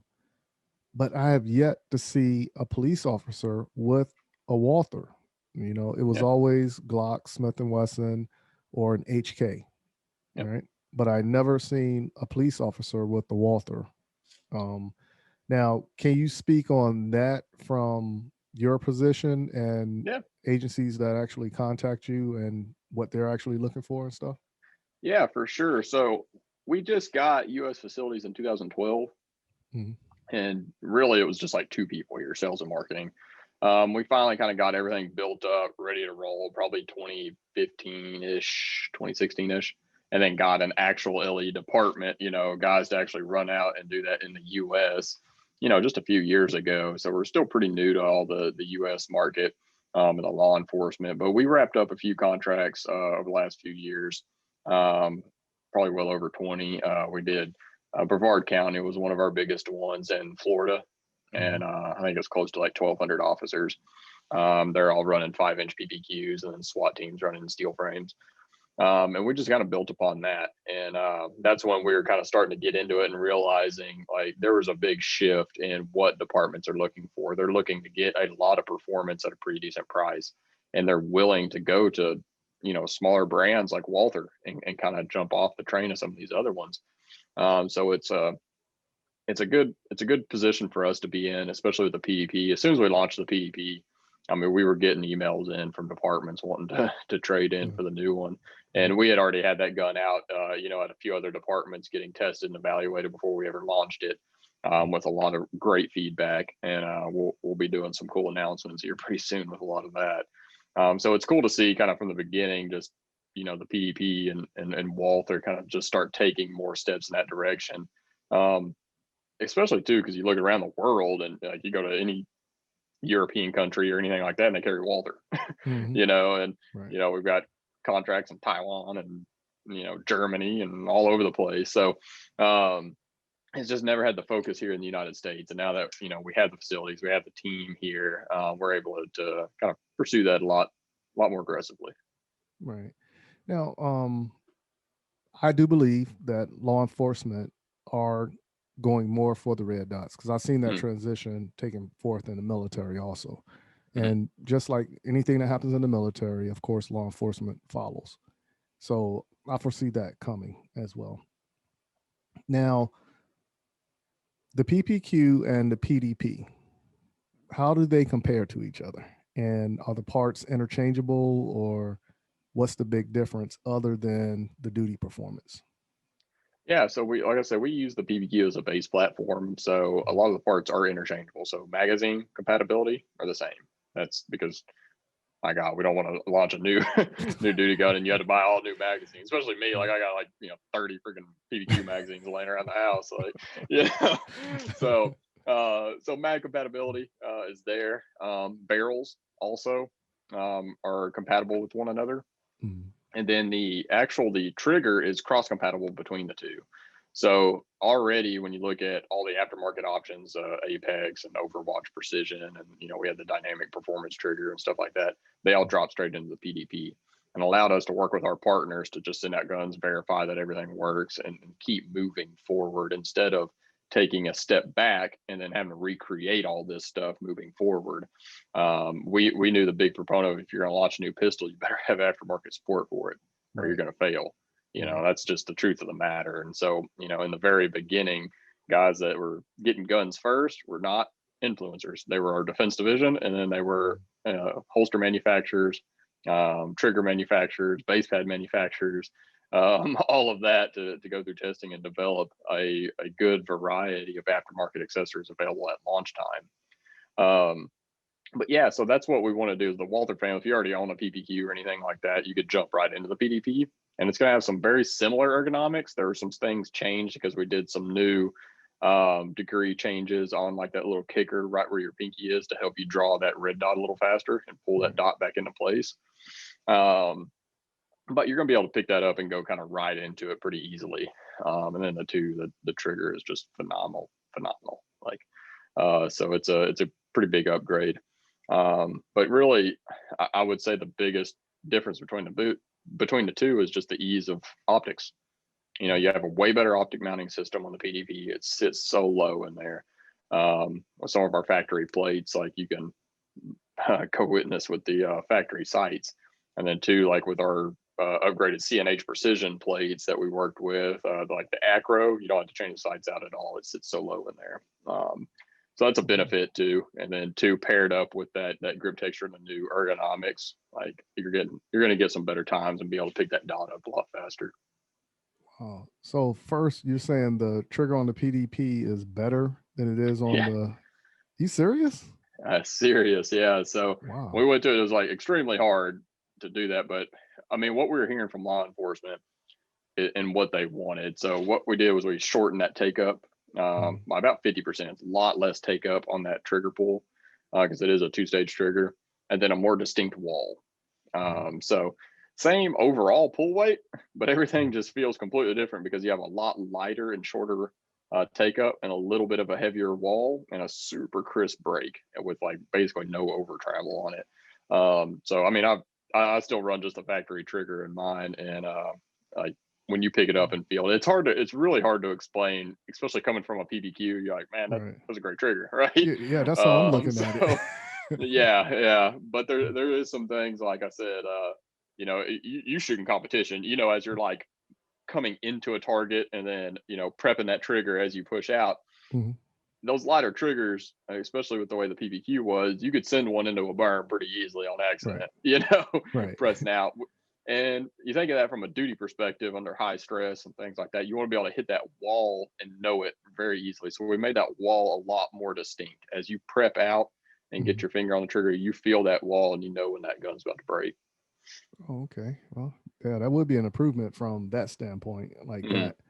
But yeah, like I said, I never thought that y'all can get better with that trigger as it is right now. Because like even when I introduce people to the PPQ, I compare it to the Q5, and I was like, "This is competition. This is everyday carry.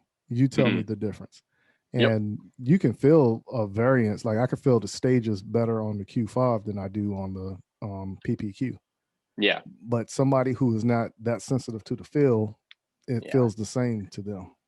And two, and you know how trigger snobs are, right? We like grab the trigger and they just like inch. I'm like, would you just pull the dang trigger, man? You know, it's like, you don't shoot like that, you know. So that's what we was like, as you just prep the trigger, you're prepping that thing as fast as you can, right? You want to get to that wall as quick as you possible. You don't want to sit there and just wait. You want to get to the wall, and then when you see that dot on the target or your sights on the target, man, you're letting that trigger break. So yeah, and we see it as a standpoint of like, you shouldn't have to be like, all right, duty and everyday carry and competition, all that stuff. Like, y'all get different triggers, right? And I understand the purpose of a competition trigger and being a 1.5 pounds and all of that. But when you look at sheer performance, like that should transition across everything. Correct. You shouldn't have to be like a law enforcement officer shouldn't have to deal with a 15-pound trigger. You know, like true. Yeah, same thing with a concealed carry version. Like, you're under high stress, you want the best trigger possible. As long as it's drop safe, it's ready to go, it's, you know, safe to use. But you just want the nice predictable walls, know how to use it, and then accurate shots down range. And a great trigger is one of the main components to that. You know, right. When you see people pick up a double action gun and run through the double action, especially first time shooters, it's very hard for them to be accurate on a long 12-pound trigger, right? Yes. You pick up a PPQ trigger or single action trigger, and they're just like shooting the center out, right? You know. Now the plate, you were saying like the optic plate. Now, like I said, I've never touched a PDP. The only thing I know is when it was released, I was like, okay, they're putting out a new firearm. There can't be that much of a difference. And then one of my friends, he actually touched it, and he was like, yo, man, you need to get your hands on one of these. And I was like, well, I'm gonna touch one soon, just not right now. You know? Yeah, right.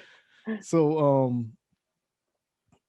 I'm looking at that, and of course, when I'm looking at one of the videos, it showed, and it was actually the Walther video, where the officer was getting dressed in the locker room, and then he was on the range. Now, before I go any further, is that you, the bad guy in the grocery store? No, it's not. Okay. I was the trainer out on the range. Yeah. Now, yeah. I picked that up. I picked it up that it was you, the trainer on the range, but I was like, yo, I think that was Cody in that hoodie. No, we had 2 actors for that one, and they were like pretty hilarious guys too, man. So okay. Yeah, we had fun in that grocery store, man. Yeah, that was one question I wanted to ask. I was like, I think that was Cody in right there. But now the plate difference, is it the sitting? Is it much difference between the Q5 and the PDP, or is it like total night and day? They're total night and day, completely different. Yeah. And two, if you look at like how the PPQ was, it basically brought the dot to the top of the slide.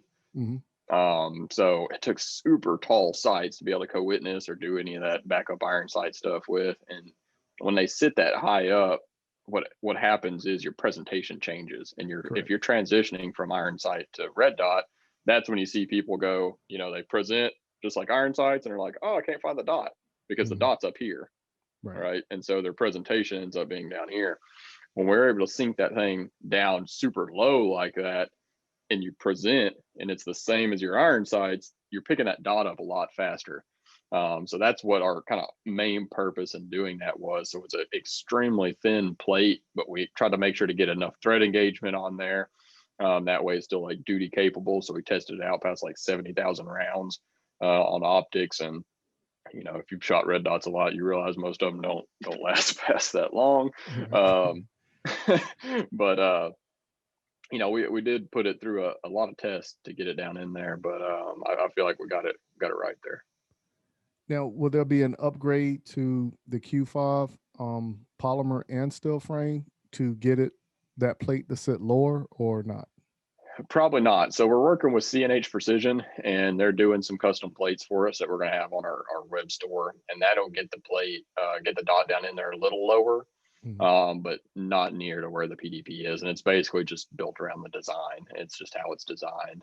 And it's mainly because, like I said, that when the PPQ slide was designed and made, it was well before even anybody ever thought about mounting a dot to a slide. So it's really just not built for it. And that's why if you look at, you know, it's more triangular. When you cut into it, there's not enough width on it to get the screw hole patterns in. So that's why you end up, if you look at the optic mounting system on Q5, it like kind of comes up and then the plate comes out and then back down across. And that's why on the PDP, if you look at the beefy out serrations, it gets out and kind of squares it up so that dot sits in there and is protected pretty nice.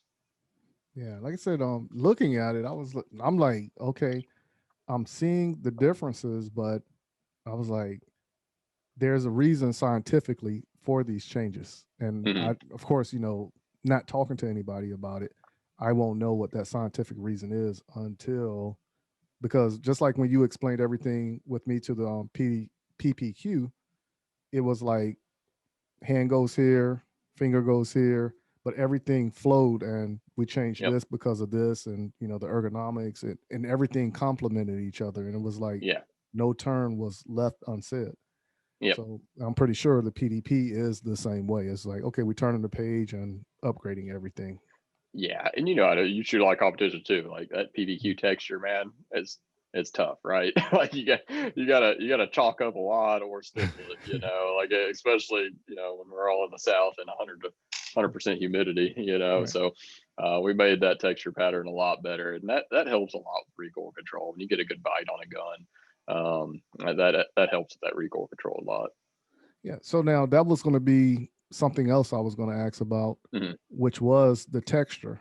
How did y'all come up with that pattern compared to what was on the PPQ?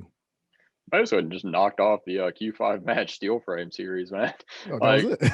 Yeah, that was it. I was like, if you look at it, we did the same exact kind of like cross texturing on the front strap, and then did the tetrahedrons around the 3-sided. Right. It's basically because when we launched the Q5, everyone was like, man, this is freaking awesome grip texture, and it just works. And so we kind of went to the drawing boards, and it's a lot harder to mold that into a frame, but we were able to make it work. And yeah, it's perfect because it's like non-abrasive, and so when you daily carry it up against your skin and your shirts, it's not rubbing holes or rubbing skin raw or anything like that when you're daily carrying it. But the way it's designed, like whenever you get that positive grip on it, it just bites into you and just stays put. So it's that good combination, because how it is, like texture is so, like, everybody's got their preference on it, right? And it's hard to find that perfect one.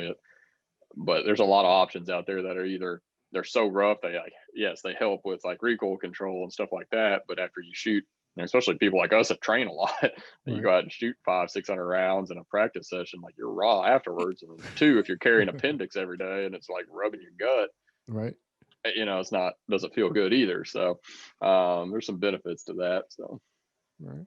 So now, and this is me from years of training and military and all that. One thing I don't like when I buy a firearm are the sights. And it's always the 3 white dots. Yep. And of course, whenever I get somebody who's new to firearms, when they come to me, hey, I need you to teach me this. Okay, no problem. First thing I always tell them, change the sights. Regardless of what you get, change the sights. Yep.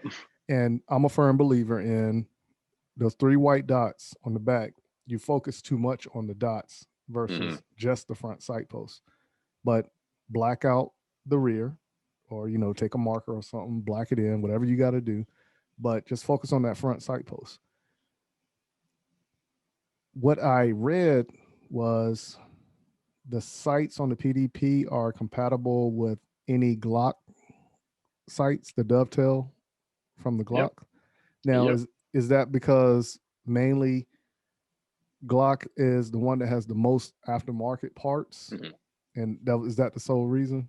Yeah, absolutely. We got to suck our pride up on that one a little bit, but like sitting at it, and just like when we're talking about just annoying things when you buy a gun, right?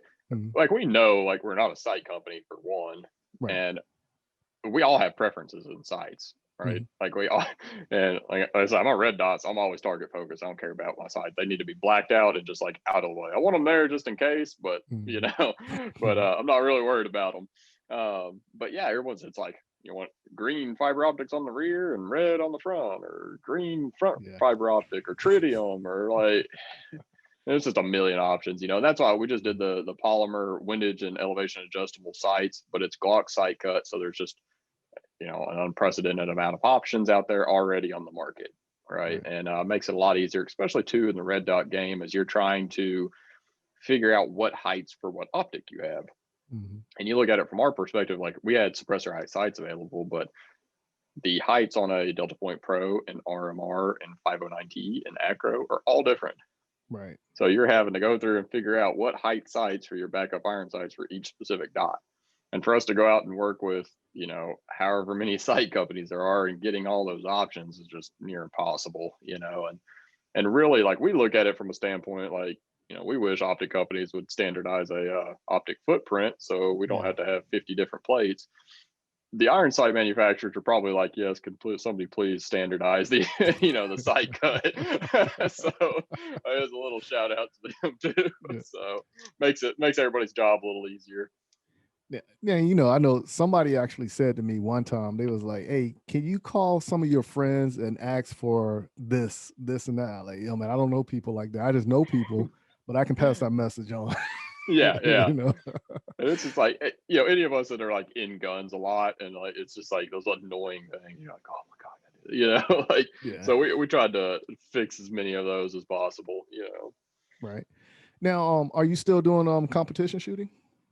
Little bits. Last year was a big focus on me and on concealed carry and duty stuff, because I knew we were preparing for this PP launch, and it was going to be that duty platform and stuff. So I worked a lot with our defense division guys on like level 3 and level 2 draws, and mostly like LE equipment and training and stuff. But I did a really big focus on, you know, appendix carry and concealed carry. So this year kind of gets back into a good 50-50 mix between the two. I got a match this weekend to kind of get me up and going, and now with the new USPSA rule change, I'm like, yeah, I get to carry appendix and carry optics. So I'm gonna go out there and smoke some guys from appendix carry. So yeah. Are you gonna shoot area 6? I'm not signed up for it yet. I need to check that. I used to shoot that match every year, and I have not shot it in the last 2 or 3 years now. Yeah, it's going to be in North Carolina this year, Salisbury, North Carolina. So it's in 3 weeks, 2 weeks, 3 weeks in that ballpark. Yeah. And no, I'm probably not going to shoot that. I got area 4. I'll hit area 4. We sponsor that one, so it's in like our backyard, you know. But when is area 4 taking place? That one's like fall time, like later on this year. So yeah, I'll look that good one little up. match. Yeah, look that up. I'll get you a slot in that, man. It's a fun one. Okay, yeah, it's out in Tulsa. Yeah. Okay. Yeah. So that's one thing I've been saying for the longest, and I was telling Dave and Coach B that I was like, man, I've been planning to shoot with Cody for like 2 years now, and it's like the schedules never mesh up. Never. Oh my gosh. Because I was like, one match we was supposed to shoot, and it was like back to back, but every time it was work related why he couldn't show up. And one of those times he had to go to Germany, and he was like, yo, man, my bad. No problem. No thing. Work is important. Because like as soon as like I got into like, because I was shooting on the pro team for a while, and so I was shooting like all the major matches. I was traveling every month and shooting all over the place, and then I took the marketing position and moved from sales into marketing, and then that's when everything kind of, I was in charge of the shooting team now, you know, so that kind of got in the way a little bit of like where I was at on the shooting team and stuff. So yeah, I don't get to shoot as many competitions now. I did buy a house though, and has enough land to have my own range now, so I get to shoot quite a bit at my own house. So that's pretty fun. But and also you are a new father. So I am. Yeah. How is the dad life treating you? And it's actually really fun. You know, like any of us, we all like to be busy all the time, it seems like, you know, and it's been a blast so far, man. We lucked out and had like a really awesome baby that sleeps through the night, like goes to bed at 8 and wakes up at 8 the next morning. So without having to mess with her. So that's it's been fun, different for sure, you know, trying to just balance all the work schedule. And it was just a crazy time because I knew like the PDP was like the biggest launch that we knew that we were going to have in our basically company history. And so I was working, you know, nonstop on that, working with Safariland, all these different, you know, people to get organized. And then she was born in September, and it was like right at the time where we were doing our writers event for the PDP. We were filming that video with Tac Gas out for the launch of the PDP. And we had like shooter symposium, which was like a big law enforcement event. It was like all around the time right after she was born, and then plus I had an elk hunt booked. And so, dude, I got after it, and I was going to take like all that stuff off, you know, and ended up like everybody that was going to cover for me, like COVID affected them in some way. Like I had to quarantine, and then I had to just like leave for like a month, you know, like my poor wife, man, I owe her big time for sure. Oh man, yeah, it'll come back. Like she gonna pull that card one day. You owe me. For sure. Yeah, it's coming. exactly. Yeah, I'm waiting for it, you know. Yeah, so like with my daughter, I used to take my daughter to work, and you gotta remember when my daughter was born, I was an instructor teaching, under AMU in the Army. So of course, when I would bring her to work, sometimes they was like, "Hey man, kids crying and distraction." I was like, "She's not gonna cry, I guarantee it." And sure enough, she'd be sitting there in her little cart, be looking at you, hand in her mouth, like she's paying attention to you. Yeah. There was one time I took her with me to the dental. I had a dental appointment, and legitly, I put her right there on my lap. And they pulled me back in the chair, and as they was playing in my mouth, she just sitting there looking like. That's awesome. Didn't even cry, didn't make no noise or anything. And I was like, oh, That's awesome. I was gracious to have some like a baby like that. Yeah, for sure. I am worried if we have any more, like the second one is going to be like a T-Rex or something, That makes it fun. yeah, right. I'm like, man, this one's too good. Like, it's going to worry me. Now, one thing about my daughter is now she talks a lot and wants to know everything. So, like I enjoy it because I enjoy talking, especially with her and just the learning aspect of it. And like a couple weeks ago, she told me she wanted to learn how to play chess. I was like, okay. She saw me doing draw fire. And then when she came in, she was like, can you teach me about peace? Right. And I was like, okay, that's what I call the PPQ. Well, she calls the PPQ, peace. That's cool. Because I called it the peacemaker. Nice. So she called it peace. And then, of course, like when she's sitting on the bed, I'm standing like 3 feet away from her, and I'm just pointing at the different areas of the firearm. Right. And then, of course, she was like, oh, peace is beautiful. And I was like, yeah, I think so too. But now I got to worry about Coach B trying to take the PPQ also. Yeah, right. Because she keeps hinting at me like, yeah, I do want to get a PPQ like that. And I was like, yeah, it is nice. It's nice. And then she'll be like, well, can I carry your PPQ? No. Can I shoot? Yeah, you can shoot it, but you ain't carrying it. Because, once you give it, you're not getting it back. Oh, yeah, you're not getting it back. For sure not getting it back, right?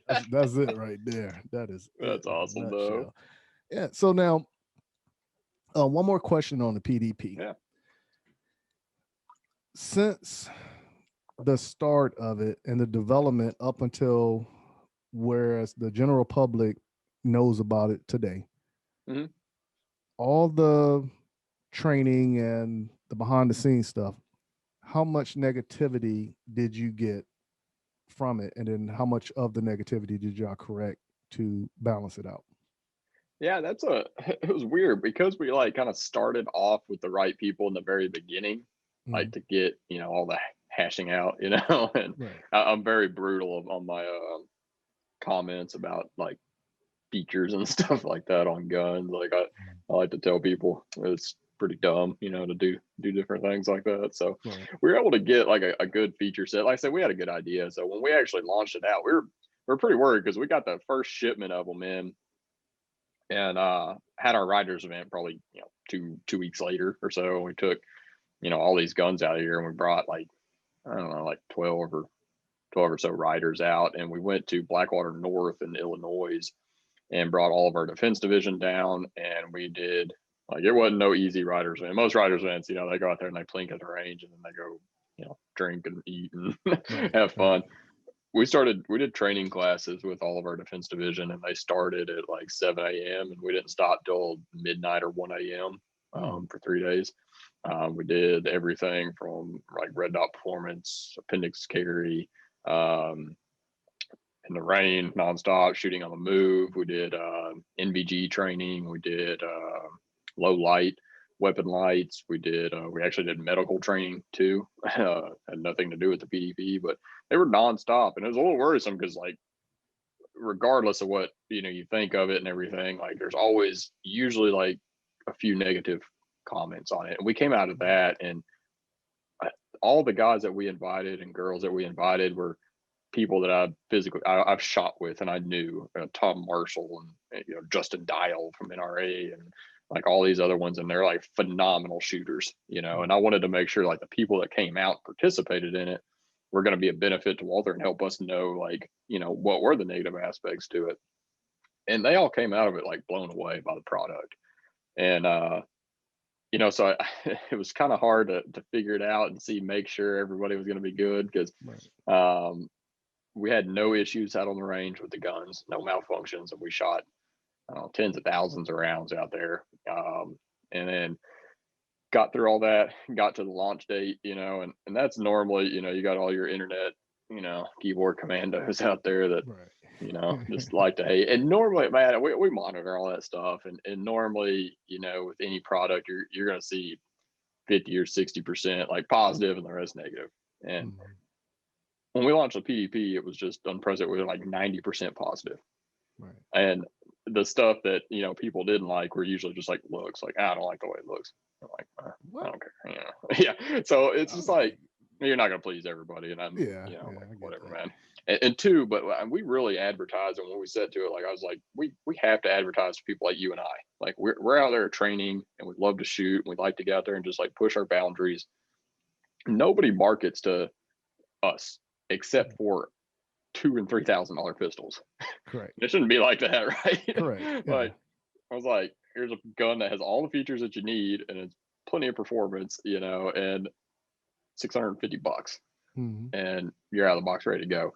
And so that's why in the video, we took that approach, and it was like a little worrisome thing on that too, because we did the whole active shooter scenario, which I thought for sure we were going to catch some slack on, but everyone loved it. Like, that has got our most views of any video we've ever launched, and nothing but positive comments underneath it. So that was great to see, because we really pushed the boundary of like showing training. Like, it all comes back to your training. Get it out there, train and practice. And that was our whole tagline. Our new tagline for this year was, it's our duty to build the best performing gun, but it's your duty to be ready.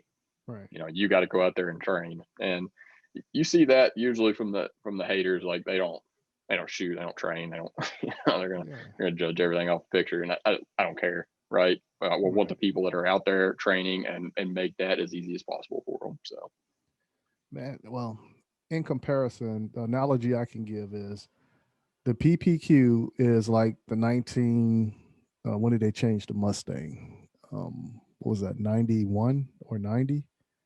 I think so, something like that. Yeah, so let's just happen to say the PPQ is the 89 Mustang, right? Now the PDP is the 1990 Mustang. Whole different body shape, to me it looks more sleeker. And that's how I look at it. So for somebody to say that, okay, that's just somebody who's stuck with the old, where I came from, this is what we used to do. Well, guess what? You're here now, so we got to move forward.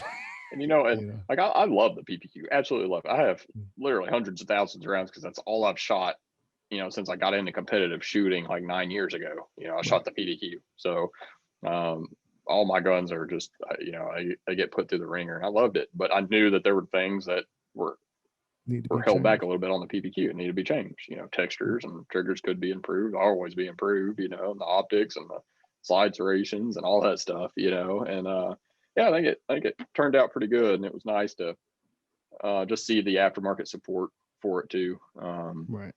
Everybody had stuff available just about at launch, and all the other ones, the comps and stuff like that with Parker Mountain, they're coming pretty soon. Like, everybody's working on it. And then as soon as we launched it, it was just like a flood of people requesting stuff, to build more stuff for it. So it's exciting to see. Yeah. So like I said, that's my everyday carry. Nice, man. So it's like American Express, never leave home without it. Yeah, exactly. You know what I'm saying? So like we said, we got the spare magazine. Then we always got the magazine in there, but I haven't done anything to the firearm. Even though I said I don't like the sights, what I did was I put a marker to the rear sights just to black them out. But then that was bothering me, because before I walk out of the house, especially on a day like when I do competition, my EDC, I do like about 15 to 20 draws, just to get used to that appendix area. But I was like, okay, I need to change out these rear sights, and I never did, and I was like, why mess with perfection? You know what I'm saying? Right. Like the tool is there for me, but Yeah. I will say, like, that firearm right there has been over 500 people that shot this firearm. That's awesome. And That's I can awesome. honestly say over 500 people shot this, and the Q5, I'll probably tack on another 300 to that one. Yeah. You Gosh. know? And because my buddy, he was like, man, you just let people, man, I mean, why not? I don't know. Ain't gonna hurt it. You know what I'm saying? You ain't gonna hurt it. And I was like, well, I got the connections. I can make a phone call and was like, hey, this is what I was doing. Can you help me Yeah. out?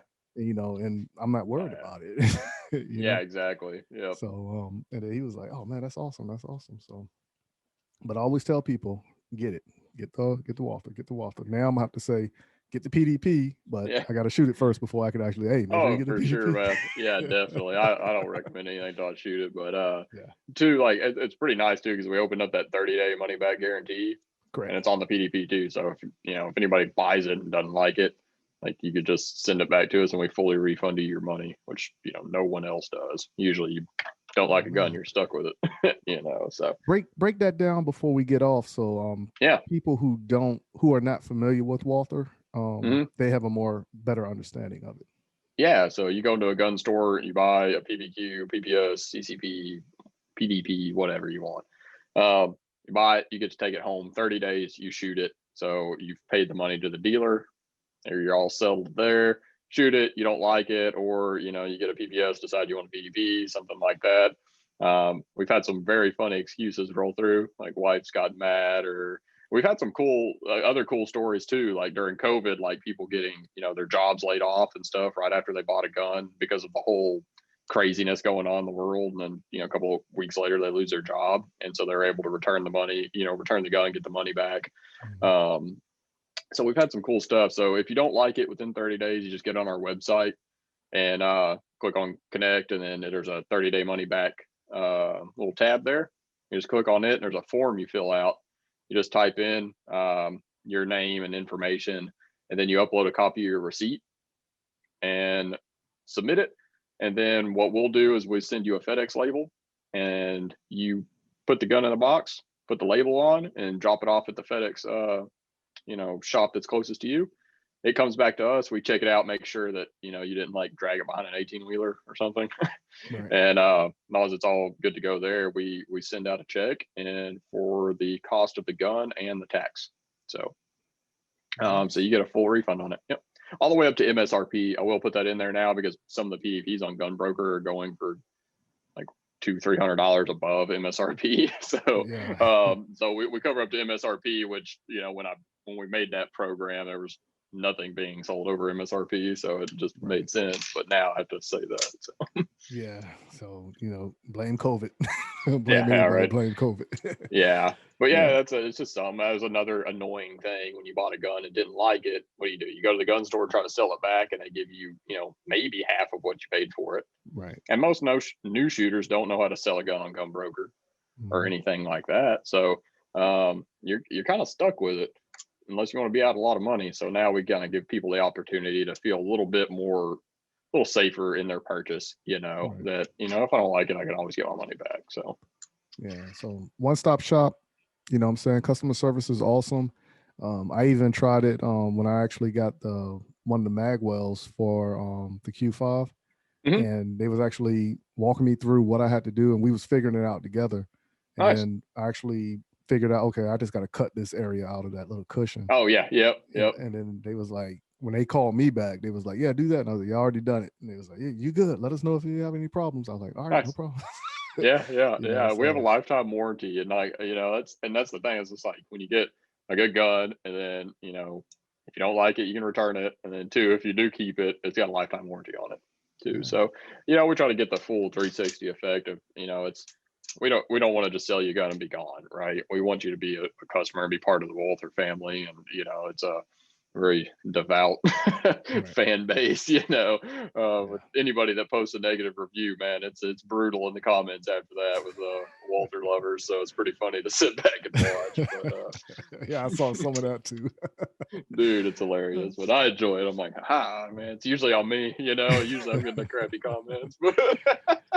So now, if the good people want to actually contact you and talk about anything Walther, or just want to go ahead and see what they can do as far as getting one, how can they actually contact you or Walther on social media and do that transfer information?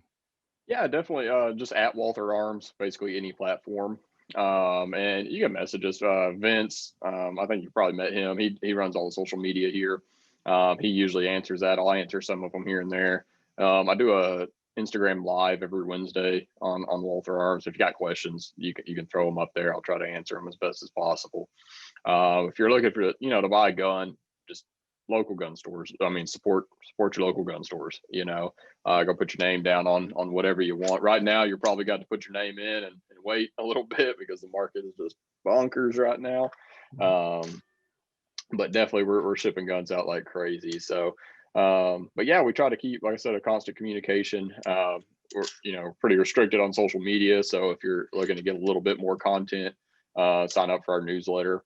We do some pretty exclusive stuff on there, and then we kind of push out some cool new products there too. So there you have it. So I want to thank you for coming on to the podcast, Cody. And yeah, man, anytime. Yeah, we're gonna do this again and maybe get Vince in the background. Oh man, that dude he's a nut, man. It'll be a crazy time you get him on here. All right. So once again, this is my buddy Cody from Walther, and now you know who I talk to when I tell you I talk to Walther. So it's either him or Vince, as we already stated beforehand. So, but if everybody will, head on over to waltherarms.com, check out what all they have. And then if you want to get that PDP, go ahead and do the sign up for it at your local gun store. But for everybody else, go ahead, please stay in your seats, put your sunglasses on or your glasses, depending on where you are and how you're listening to us. And here are a few words from our sponsors. Are you in the market to purchase your first or next firearm, but find the atmosphere of a gun store intimidating, crowded, or uninviting? There's a way for you to purchase the gun you want while avoiding the crowds, the gruff salesmen, and the marked up prices that come with a brick and mortar gun store.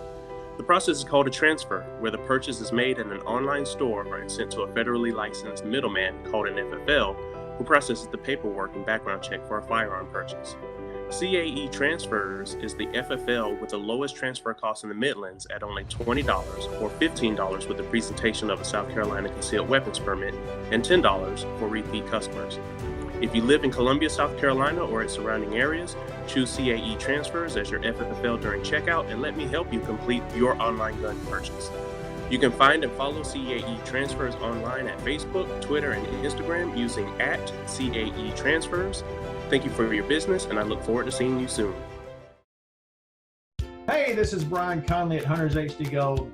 If you've never tried Hunters HD Gold, then I challenge you to find me at a match next year. Go to the website under scheduled events, find out where I'm going to be. Come meet me in person and demo a pair for yourself. Find out why shooters across the United States are changing to Hunters HD Gold to get 43% more light to their eyes, better contrast, eyes that are not fatigued at the end of the day based on the colors that we use, and find out the real meaning of why they change so you don't have to. So check us out on our website, huntershdgold.com, and I look forward to seeing you at the range soon. Mental health and guns. At Walk the Talk America, we are working with both the mental health community and the gun industry. Created by a gun industry veteran, Walk the Talk America seeks to raise awareness and create change through suicide prevention and firearm safety without legislation. We strive to eliminate the prejudice that firearms and mental health face. For more information and to support Walk the Talk America, please visit walkthetalkamerica.org. The gun cleaners. Our solvent is, I think, second to none. Our lube is second to none. Our lube's heavier than water, which is just a huge thing. People don't really put a lot of thought into that, just how huge that is to have on your gun, especially with concealed carry. The gun cleaners. Oh, yeah, most definitely. You're going to sweat a lot of the other lubes off. With ours, it'll stay there. The gun cleaners. And maintaining the quality of the process, the quality of the end result, is another, and you guys are able to do both with the process that you have there. Order your supply of the lube and the solvent at www.theguncleaners.com. Thank you for taking the time to hang out with us on the M-W Tactical Podcast. Remember, a new podcast comes out every Tuesday. If you can't wait for Tuesday, go listen to past episodes to catch up on what you missed. Make sure you visit www.m-wtactical.com and see what all is offered on the site, where you can even purchase M-W Tactical apparel. But please, go to our Facebook and Instagram page and follow us on our journey in the sport of competition shooting and the realm of the 2A community. Until next week, keep shooting, keep practicing, and have fun.